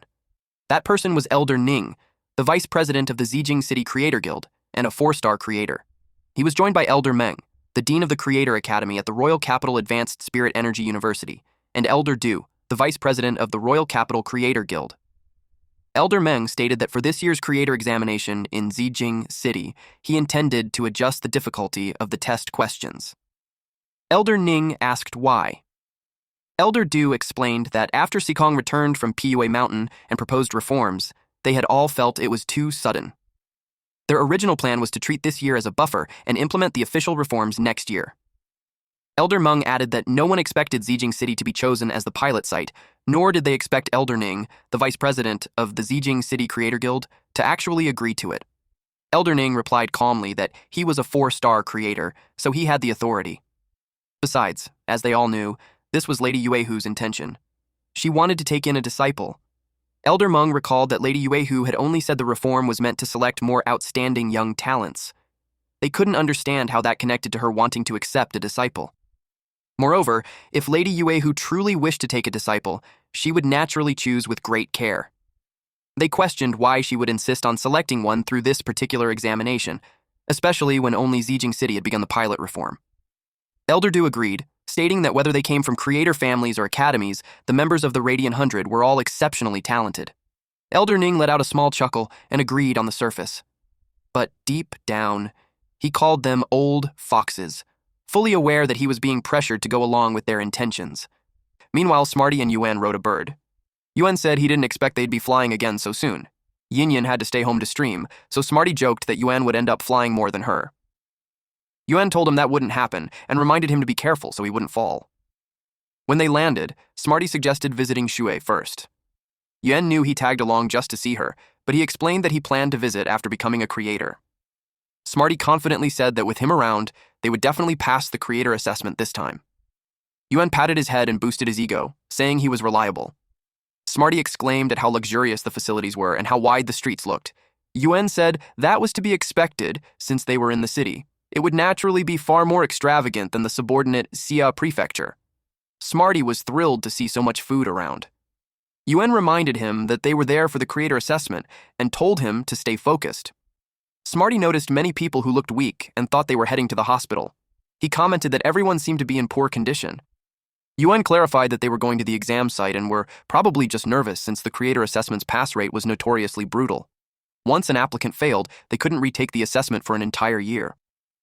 They arrived at the office entrance, and Smarty felt relieved that there weren't many examinees. However, he noticed how extravagantly dressed they were. Yuan warned him to watch what he said since they were inside the city lord's administrative office. They saw a sign stating the examination site was 100 meters ahead, but the line leading to it was incredibly long. Smarty's eyes widened at the sight of the queue. Yuan told him to hurry up and perform equipment manifestation. Smarty protested, saying others were allowed to bring spirit creatures into the exam hall as well. Yuan explained that using spirit creatures during exams was already very common, which was exactly why he had made Smarty memorize all that knowledge. Smarty transformed into a pair of eyeglasses.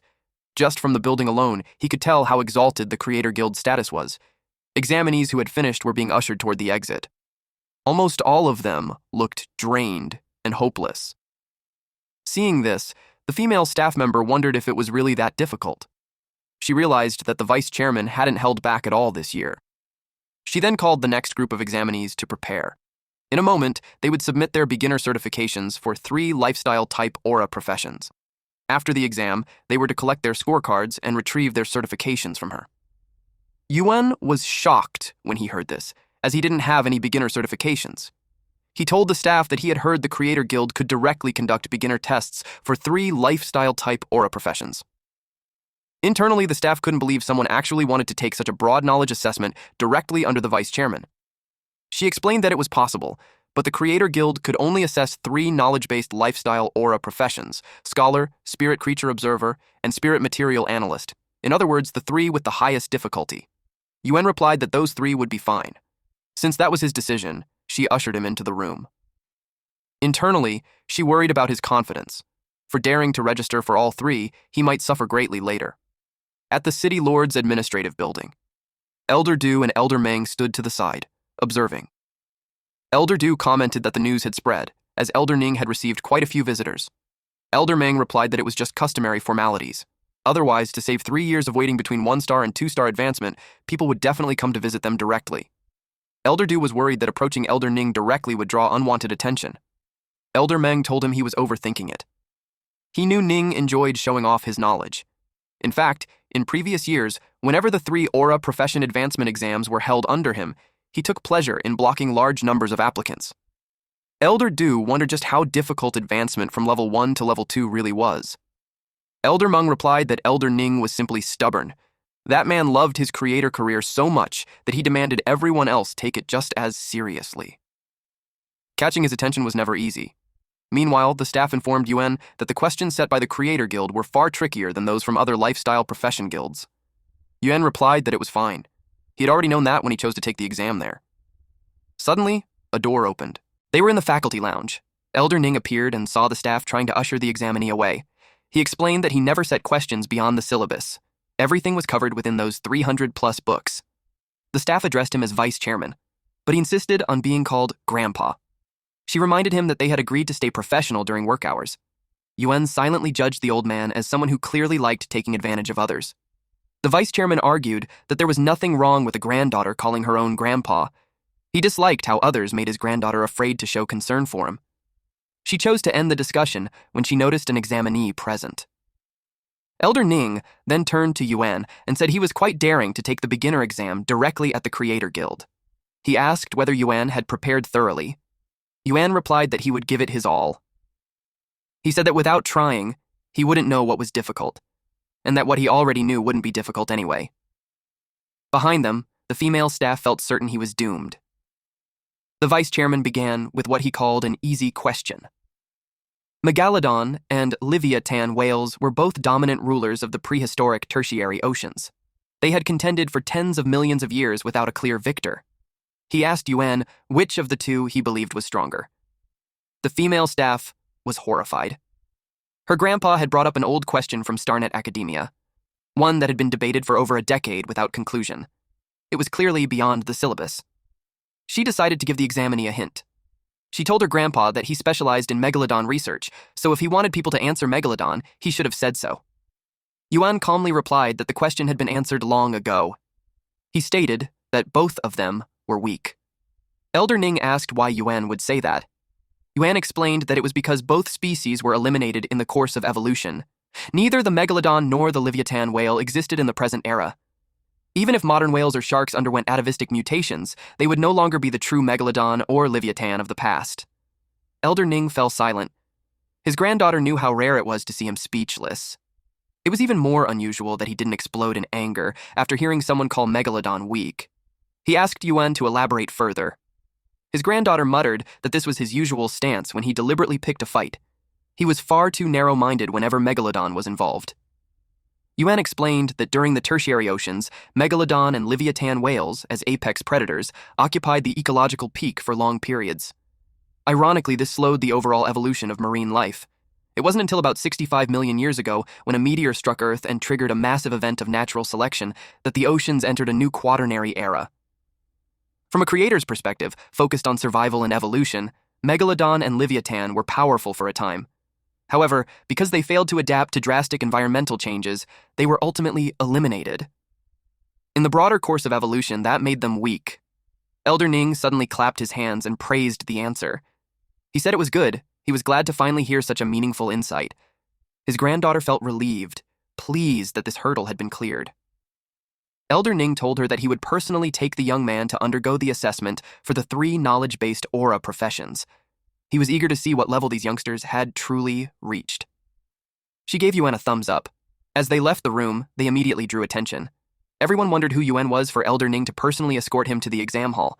Some suspected he was the heir of a creator family, while others believed he was a key talent cultivated by the association.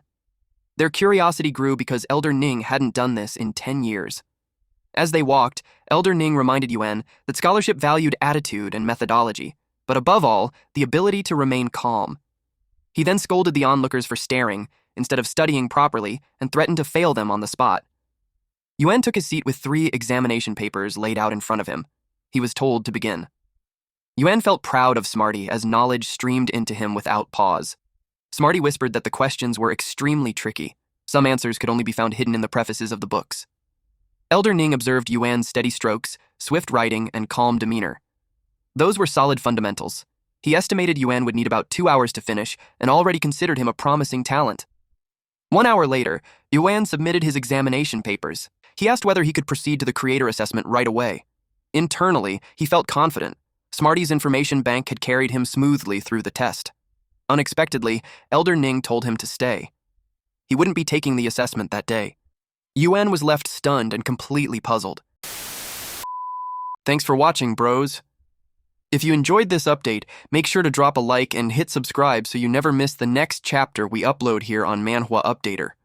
New episodes from the main Manhwa dealer channel will always land here every week, so stick around and stay updated. And hey, if you want more fire stories, check out the latest upload on the main channel right after this. As always, stay cool, stay awesome, and I'll see you in the next one.